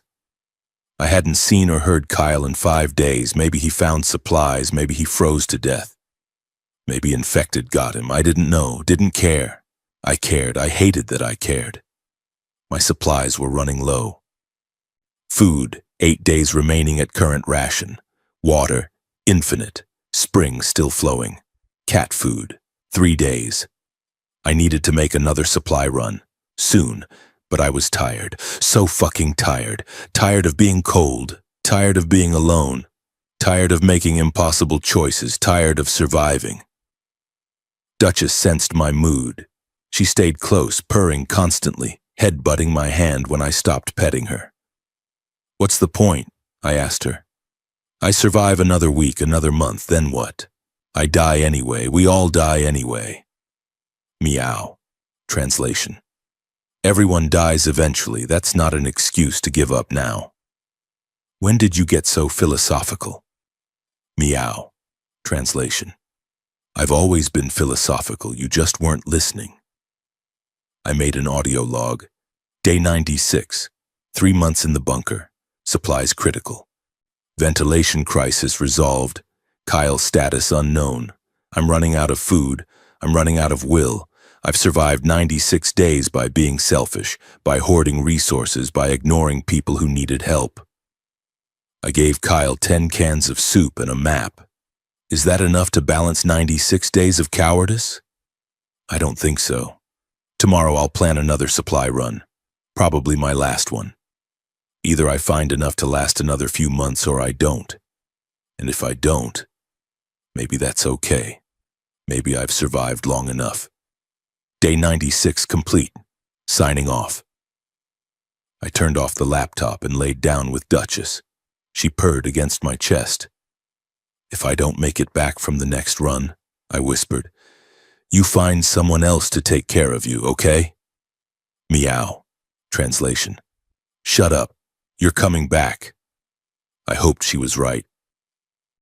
Continuing a next message due to length. February the 2nd, day 99. I was planning my final supply run when I heard the screaming. Distant. Maybe 200 yards away, but definitely human. I grabbed my radio, hadn't used it in weeks, and scanned frequencies. Static, static. Then, please, if anyone's listening, Building C, we're trapped, infected inside. Please. A woman's voice. Terrified. I recognized it. Patricia Henderson, the CDC scientist's wife, the family I'd watched barricade themselves on day 1. They were still alive, and they were in trouble. My husband is injured. Infection, please, we need help. I grabbed my notebook, found my archived notes on the Hendersons. Dr. Robert Henderson, CDC epidemiologist, had classified information about the outbreak. And if anyone knew if there was hope, cure, safe zones, anything, it was him. But Patricia said he was injured. Infection. If he got scratched or bitten, he was turning. And if he turned in that basement with his family. Please, anyone. The transmission cut out. I stared at my radio. I could respond. I could make contact. I had information they might need. They had information I might need. But responding meant revealing myself, meant breaking 99 days of radio silence, meant risking everything for a family I'd ignored for 3 months. I sat in the dark with Duchess. What do I do? Meow. Translation. You already know. If I help them, I might die. Meow. Translation. You might die anyway. If I don't help them, they'll definitely die. Meow. Translation. Exactly. I grabbed my radio and keyed the mic. This is Marcus Webb, former security guard, currently sheltered in maintenance bunker. Henderson family, if you're receiving, respond. Static. Then, Marcus? Oh my God, Marcus, you're alive? Patricia's voice, relief flooding through the static. I'm alive. What's your situation? We're barricaded in our basement. Robert got scratched 2 weeks ago. He fought the infection for days, but he turned this morning. Tyler and I locked him in the storage room, but we're trapped. We haven't eaten in 4 days. Tyler needs medicine. We need help. I can't extract you. I don't have the resources or manpower. I'm not asking for extraction. I'm asking for a chance. Can you create a distraction? Draw the infected away from our house? Just long enough for us to escape? Where would you go? Anywhere. We just need to get out. I thought about it. Creating a distraction was doable. Flare gun, noisemakers, something to pull infected away from their position. But I'd be revealing my location, drawing attention to the maintenance shed area. And if it failed, if they died anyway, I'd have risked everything for nothing. I need to think, I said. Marcus, please. Tyler is 16 years old. He's just a kid. He doesn't deserve to die like this. I remembered the help sign from Building B, the family I'd ignored. The runner I'd watched fall, all the people I'd let die. "I'll do it," I said. "But you need to be ready. When I create the distraction, you move fast, no hesitation." "Thank you. Thank you, Marcus. Don't thank me yet. This might not work." I ended the transmission and started planning. February 3rd, day 100. The plan was simple. 1. Exit bunker at 300 hours. 2. Use every flare I had, 3 remaining, to create maximum distraction on east side of Community 3. Henderson's escape during chaos. Head west toward main gate 4. Return to bunker before infected converge on my position. Simple, suicidal, but simple. I geared up. Winter clothes, Glock with 14 rounds, flare gun, crowbar, flashlight. Kissed Duchess on the head. "If I don't come back, you're in charge." Meow. Translation: I've always been in charge. Fair point. I climbed out at 0245 hours, darkness, bitter cold, snow everywhere. I radioed Patricia. "I'm moving into position, be ready in 15 minutes. "We're ready." I moved east, staying low, avoiding infected sight lines. Counted 12 infected visible in the courtyard area, more probably inside buildings. At 0300 exactly, I fired all 3 flares, red, white, and green. They arced across the night sky and landed in the east parking lot. Every infected in visual range turned and moved toward the lights. I keyed the radio. "Go now." I watched from my position as the Henderson basement door burst open. Patricia emerged first, carrying a backpack. Tyler followed, tall kid, looked terrified. They ran west toward the gate. An infected spotted them, started moaning, moving to intercept. I fired my Glock, headshot. It dropped. 2 more infected appeared. I fired twice more. 1 dropped, 1 kept coming. Patricia and Tyler were 50 yards from the gate, 40, 30. More infected were converging. The flare distraction was losing effectiveness. "Run!" I shouted. "Don't stop!" They ran. An infected lunged at Tyler. He dodged barely. Patricia swung her backpack, hit the infected hard enough to knock it off balance. They made it to the gate, crashed through the broken barrier, disappeared into the darkness beyond. I waited 30 seconds, scanned the area. No sign of them. Either they'd escaped or they'd died out of sight. Either way, my job was done. I turned to head back to the bunker and saw Kyle.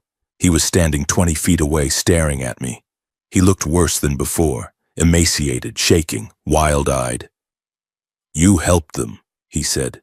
"You helped them, but you let me starve." "Kyle, I'm dying, Marcus. I'm fucking dying, and you just gave those strangers a chance, but not me. I gave you supplies. I gave you a map. It wasn't enough." He pulled out a gun, a revolver, shaking in his hand. "Kyle, put the gun down.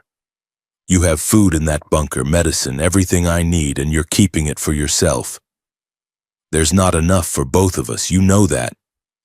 Then I'll take it." He aimed at me, hand shaking, finger on the trigger. I had my Glock, could draw, fire, drop him, but he was 20 feet away, desperate, might get a shot off even if I hit him. "You don't want to do this," I said. "I don't have a choice. There's always a choice. Not for me, not anymore." He pulled the trigger.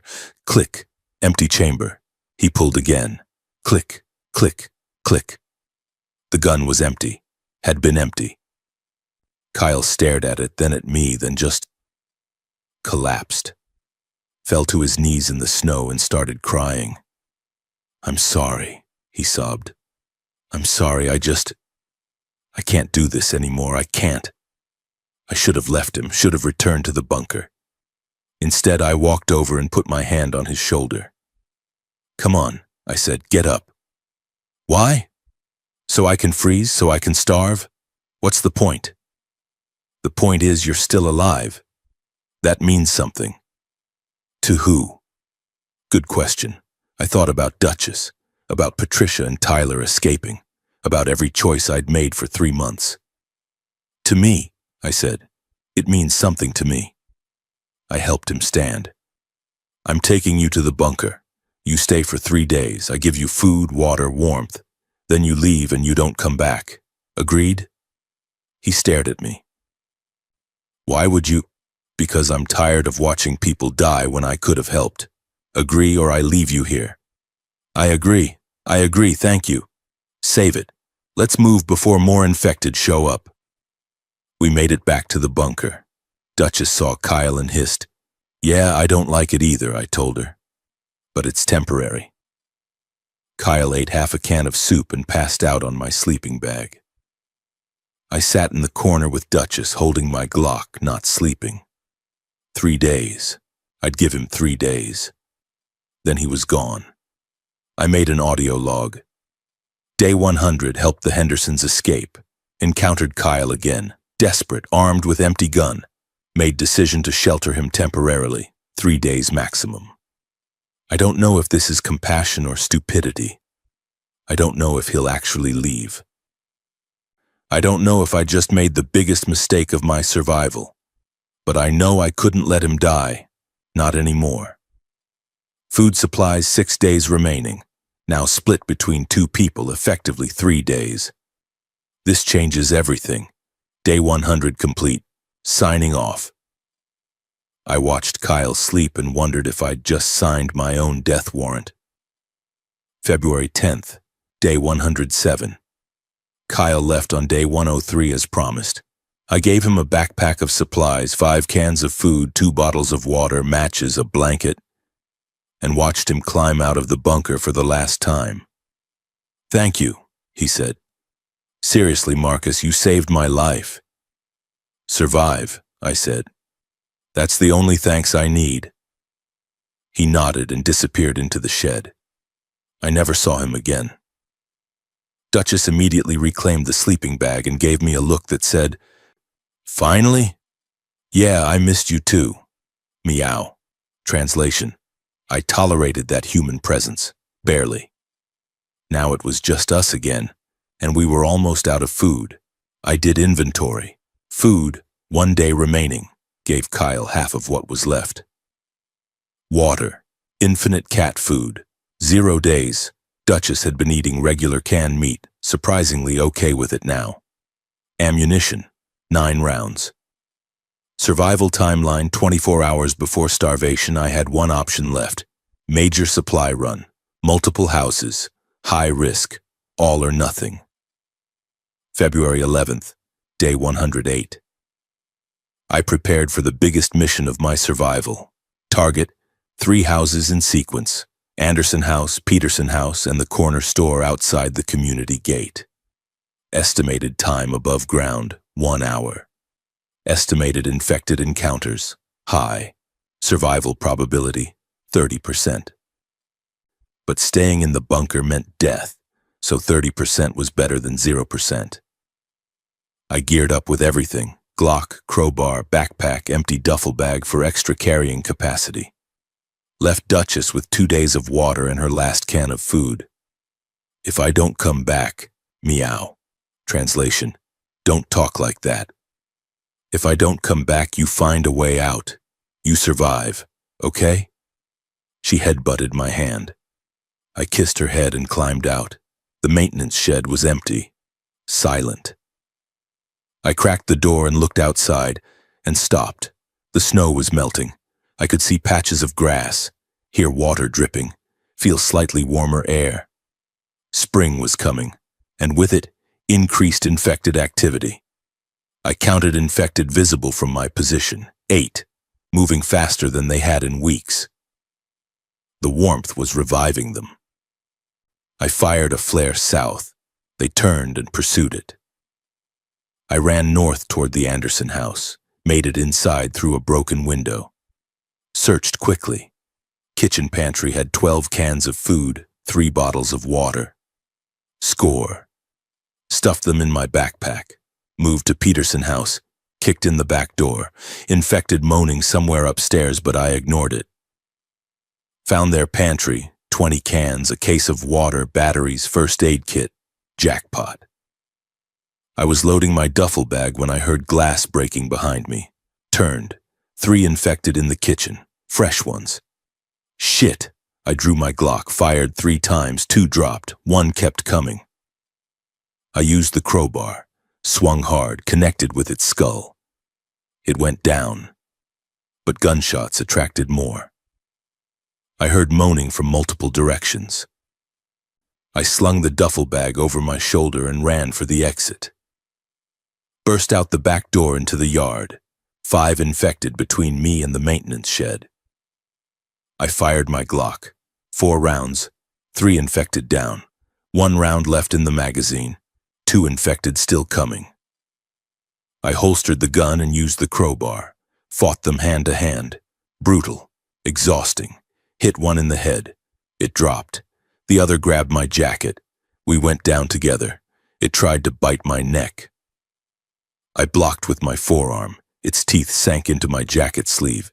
Didn't penetrate. Thank God for thick winter coats. I shoved it off, scrambled to my feet, smashed its head with the crowbar. It stopped moving. I stood there, breathing hard, checking for bites. None.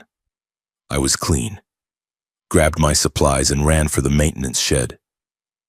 Made it inside, sealed the door, descended into the bunker. Duchess was waiting. I dropped the bags and collapsed. I did it, I gasped. 32 cans, water, medicine, we're good for another month. Meow. Translation: I never doubted you. Liar. Meow. Translation: Fine, I doubted you a little. I laughed and pulled her into a hug. We'd survived. Again. March 1st, day 127. The spring thaw was accelerating. I could hear it above ground. Water running, ice melting, the world waking up from winter. And with it, increased infected activity. I estimated there were 70+ infected in the Riverside Heights community now. Migration from surrounding areas attracted by something. Sound, smell, random chance, didn't matter. They were here. But something else was here too. I'd been checking my archived camera footage, still had some battery life left on my laptop, when I noticed movement in Building A. Specifically the Henderson house. Wait, the Hendersons escaped on day 100, their house should be empty. I zoomed in on the archived footage from day 110 before cameras died. There was someone inside, a figure moving past the window. Too far to identify. Survivors? Scavengers? Or had Patricia and Tyler come back? I made a note in my logbook. Possible survivors in Henderson house. Status unknown. No camera confirmation after day 110. Investigate if opportunity arises. But I wasn't planning to investigate, not unless absolutely necessary. My supplies were stable now. 32 cans meant 21 days if I rationed carefully, 1.5 cans per day. Water was infinite. Duchess was healthy. I could sit tight for 3 more weeks, then reassess. March 5th, day 131. I saw a signal. I was testing my old signal mirror, saw it in my supplies, and remembered I'd used it once to signal the Hendersons when I caught a reflection.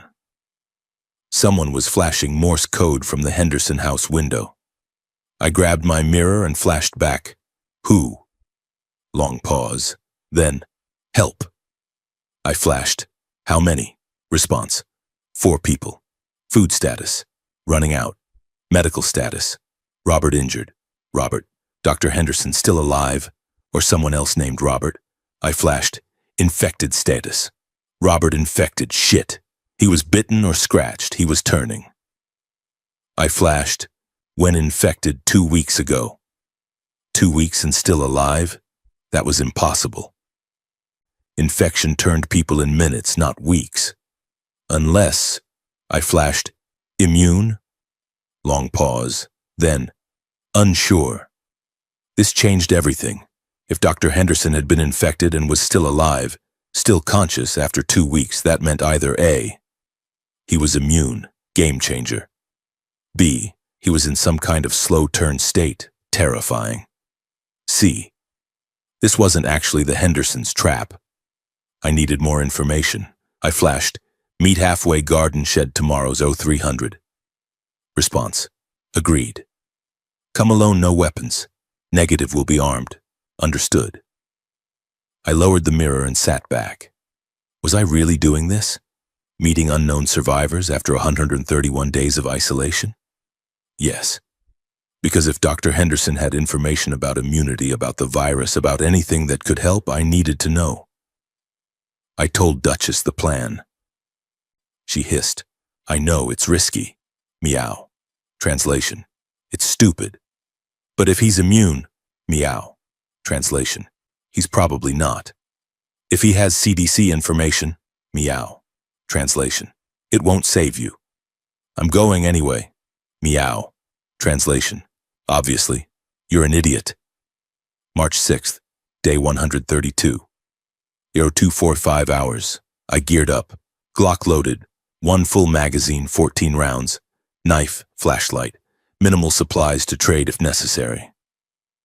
I climbed out of the bunker and made my way to the garden shed, halfway point between my position and Henderson house. Waited in the shadows.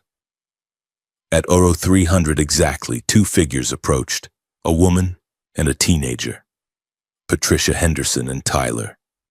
They looked rough, thin, exhausted, but alive.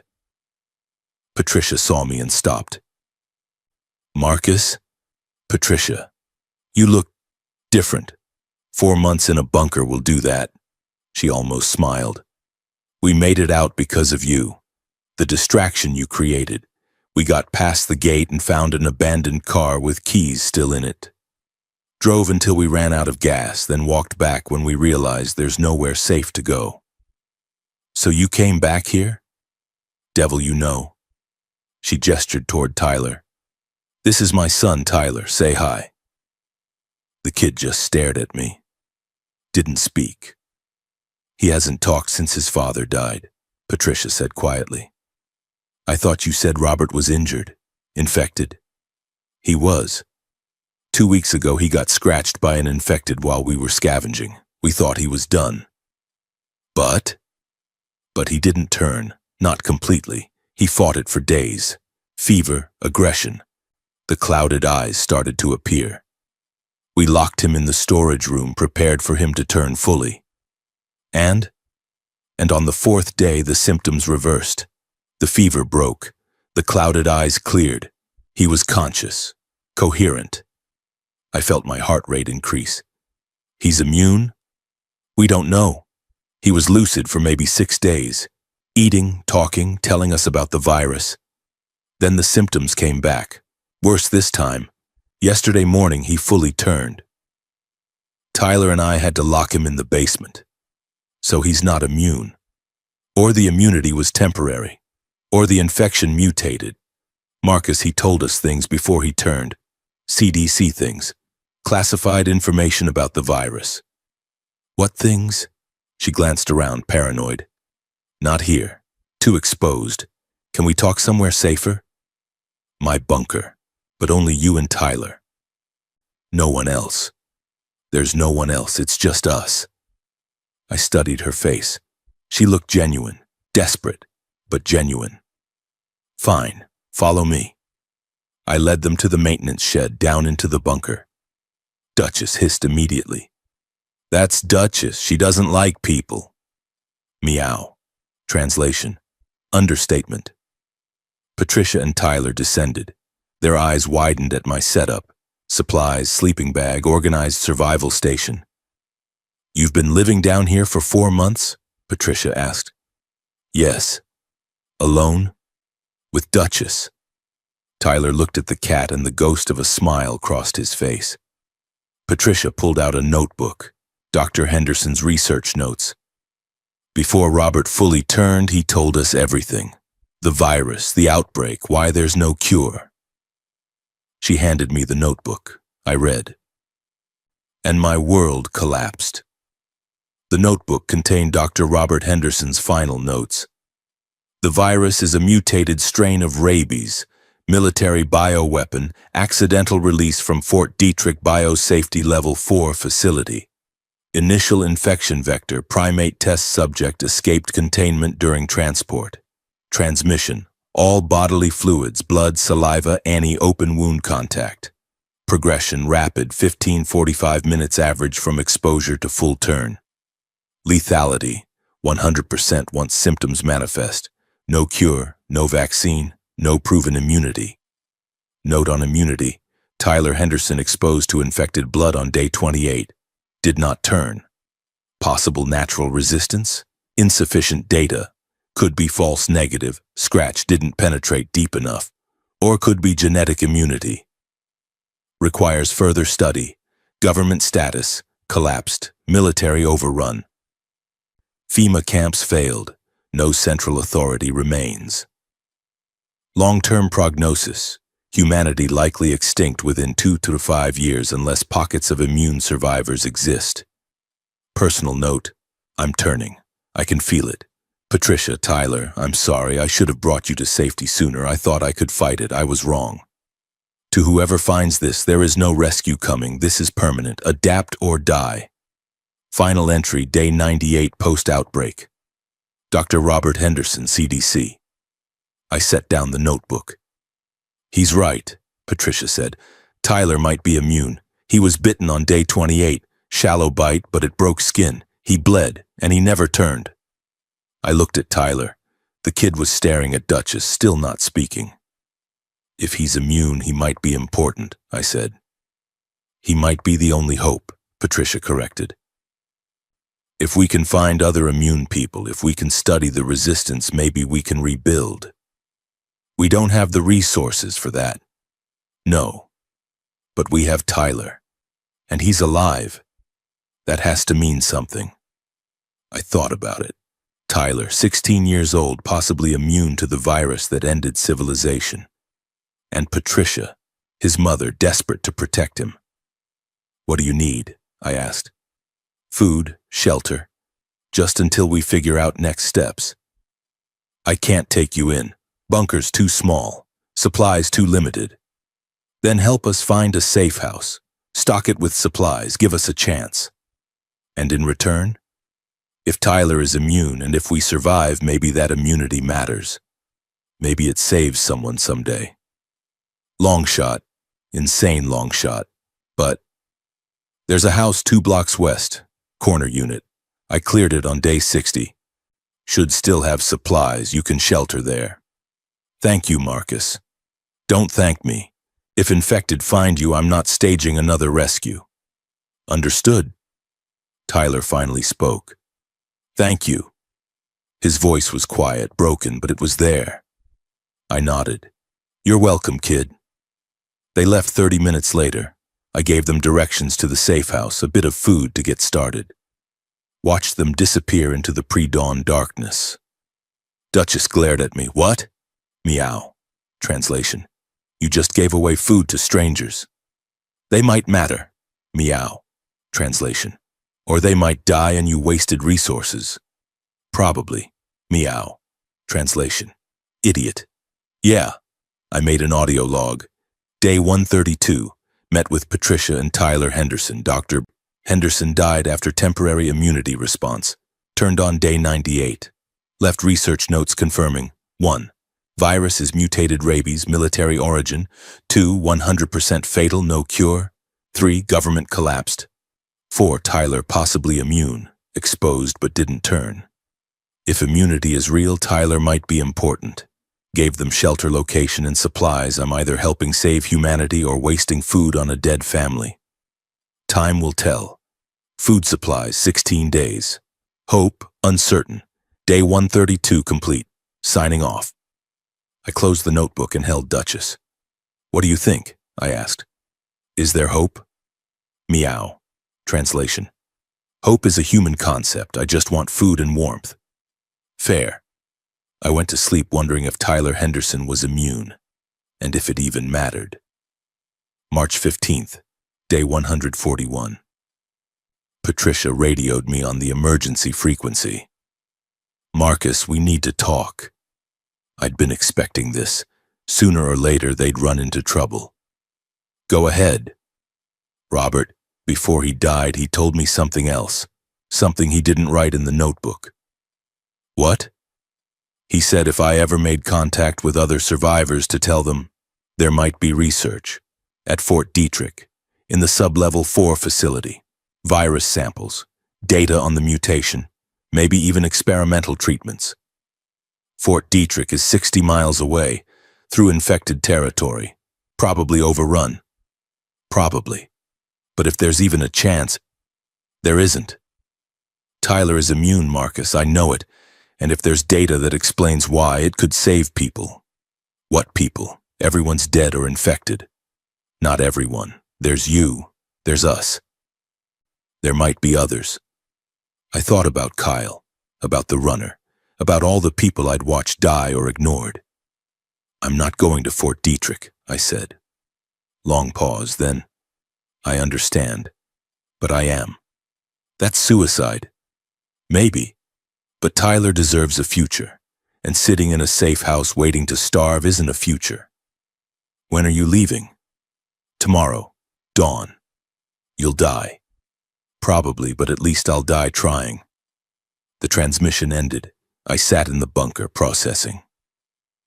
Patricia was going to march into a military bioweapons facility that had been overrun by infected, searching for research that probably didn't exist, all for a kid who might not actually be immune. Stupid. Brave. Insane. Everything I wasn't. I'd spent 141 days hiding, surviving, choosing safety over action. And she was choosing action over safety. Duchess meowed. Don't, I said. Meow. Translation. You're thinking about helping her. I'm not. Meow. Translation. You absolutely are. It's a suicide mission. Meow. Translation. So was your last supply run, you survived. That was different. Meow. Translation. How? I didn't have an answer. March 16th, day 142. I woke up at 500 and made a decision I'd regret. I was going with them. Not because I believed in the mission, not because I thought Tyler's immunity mattered, but because I'd spent 5 months watching people die while I did nothing. And I was tired of being that person. I geared up, Glock, all remaining ammunition, 9 rounds, crowbar, backpack with 3 days of food, water, first aid. I'll be back, I told Duchess, I promise. Meow. Translation. No, you won't. Probably not, but I'm going anyway. Meow. Translation. Idiot. Yeah, I radioed Patricia. Change of plans, I'm coming with you. Silence. Then, why? Because someone has to. You don't have to. I know. See you at the gate in 20 minutes. I climbed out of the bunker, sealed it, and walked through Riverside Heights for what I thought might be the last time. The community was waking up, infected stumbling through melting snow. Spring sounds, birds, dripping water, the world pretending everything was normal. At the main gate, Patricia and Tyler were waiting. Patricia looked surprised. You actually came. Don't make me regret it. Tyler smiled. First real smile I'd seen from him. 60 miles, Patricia said, through infected territory, to a military facility that's probably overrun, searching for research that might not exist. I'm aware. Why are you doing this? Good question. Because I've been a coward for 5 months and I'm tired of it. She nodded. Then let's stop being cowards. We walked out of Riverside Heights together. Behind us, the community sat silent and dead. Ahead of us, 60 miles of hell. And somewhere in the middle, I realized I was okay with dying now, as long as I died trying. March 28th, day 154. We didn't make it to Fort Detrick. We made it 30 miles before we found her. Vanessa Torres, 7 months pregnant, running from infected. Alone, desperate. She stumbled into our path on a rural highway, being chased by 5 infected. I didn't think, just reacted. Drew my Glock and fired. 2 infected down, 3 remaining. Patricia threw a rock, created distraction. Tyler grabbed Vanessa, pulled her behind an overturned car. I moved forward, fired again. 1 more down, 2 infected closing in, out of ammunition. I drew my knife and charged, hand to hand, brutal, desperate, killed 1. The other lunged and scratched my forearm. Its fingernails covered in infected blood tore through my jacket sleeve. I felt it. Burning. Contact with infected fluids, I killed it anyway. Knife to the skull. Then looked at my arm. Shallow scratch, barely bleeding. But infected blood had entered the wound. Patricia saw it. "Oh God, Marcus, get her to safety," I said. "The bunker. Coordinates I gave you, she'll be protected there." "Marcus, go!" They ran. Patricia supporting Vanessa, Tyler leading the way. I stood in the middle of the highway looking at my scratch. 45 minutes until symptoms, maybe 30 minutes until I turned completely. I started walking back toward Riverside Heights, toward the bunker. I had things to do before I died. I made it back to the maintenance shed at 18:47 hours, 18 minutes post-scratch. Symptoms starting. Fever, vision blurring, aggression building. I descended into the bunker. Duchess was waiting. She saw me, smelled the blood, hissed. "It's okay," I said. I'm infected. I don't have long." She approached carefully, sniffed my hand. Meowed, sad, understanding. I pulled out my audio recorder. Made my final log. "This is Marcus Webb, day 154. I'm infected. Scratch from combat encounter. Approximately 20 minutes until full turn. I helped someone today. Vanessa Torres pregnant. She's alive because I acted instead of hiding. Patricia and Tyler are bringing her to this bunker. She'll have supplies, water, safety. She'll survive. I spent 154 days being a coward, watching people die, choosing myself over others. And today I chose differently. It cost me everything, but it was worth it. To whoever finds this, the bunker has enough supplies for 1 person for 2 more weeks. Water filtration works.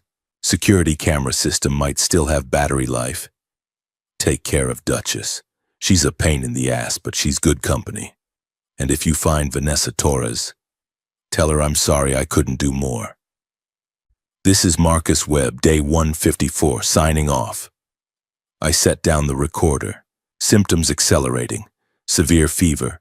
Violent urges building. Vision clouding. I had maybe 10 minutes of lucidity left. I hugged Duchess one last time. "You're the best cat I ever met." Meow. Translation: I know. I climbed the ladder, emerged into the maintenance shed, sealed the hatch from the outside, combination lock. Only Patricia knew the code. Vanessa would be safe. I walked out of the shed into the courtyard. 30 minutes post-scratch. I could feel myself losing it. Losing Marcus. Becoming something else. I dropped my weapons. Didn't want to accidentally hurt anyone while turning. 35 minutes. Aggression overwhelming. Fever burning. Eyes clouding. I fell to my knees. Looked up at the sky one last time. Clear. Stars visible. Beautiful. 40 minutes, I screamed. Then I stopped being Marcus Webb. Narrative perspective shifts to Vanessa Torres. I watched it happen through the security camera. Patricia had brought me to the bunker like Marcus instructed. Gave me the access code. Showed me the systems. And I watched Marcus die on camera 7. He stumbled across the courtyard, convulsing, fell, stood up again. His eyes were clouded. He'd turned. The man who'd just saved my life, who'd fought 5 infected to protect me, was now one of them. I cried, held this calico cat named Duchess who'd climbed into my lap. Cried for a stranger who'd sacrificed everything. Patricia and Tyler left 3 days later. Said they were still going to Fort Detrick, still searching for answers. I never saw them again. May 15th, day 193. My name is Vanessa Torres. I'm 8 months pregnant, and I'm alive because Marcus Webb chose to save me instead of hiding. I've been in this bunker for 6 weeks, living off the supplies he gathered, using the water filtration system he maintained, following the routines he established. Duchess is my constant companion. She sleeps on my stomach, purrs when the baby kicks, keeps me sane. I found Marcus's audio logs, all 154 days of them. I listened to every entry. I learned about his isolation, his guilt, his slow transformation from survivor to coward to hero. He spent 5 months watching people die. Then he died saving someone. Me. I don't know why. Don't know what changed in him, but I'm grateful. The infected presence outside has diminished. I count maybe 20 visible on the remaining functional cameras. The rest have either migrated, starved, or degraded. I see infected Marcus sometimes. He wanders through the courtyard like all the others. No recognition, no memory, just another monster. Except he's not.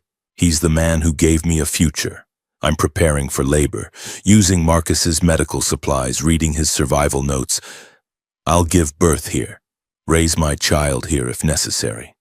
And I'll tell my baby about Marcus Webb, about the security guard who hid for 5 months and then died being brave for 5 minutes. It's not a happy story, but it's a human one. And in this dead world, that matters. June 1st, day 210. I had my baby, a girl, healthy, perfect. I named her Marcy, after Marcus. Duchess has appointed herself as guardian, won't let Marcy out of her sight. We're a family now, strange, broken, but family. I recorded a message on Marcus's audio system. This is Vanessa Torres, day 210 since the outbreak, day 73 since Marcus Webb saved me. If you're hearing this, you survived too. I don't know how, I don't know for how long, but you're alive, and that matters. Marcus Webb spent 5 months in this bunker. He documented everything, his supplies, his strategies, his mistakes. He was a coward who became a hero. He died scared, he died guilty, but he died human. I'm alive because of him. My daughter exists because of him. If you're out there, stay hidden, stay smart, and if you get the chance to save someone, take it. Marcus did. It killed him. But it saved me. Maybe that's the point. This is Vanessa Torres, day 210. I'm still here, we're still here, and I'll keep recording. If you're listening, I hope you keep surviving too. Maybe we'll meet someday. Until then, stay safe out there. I ended the recording and held Marcy close. Duchess purred between us. Outside, the world was dead, but in this bunker there was life, and hope, and memory. Marcus Webb was gone, but his story would survive as long as I did.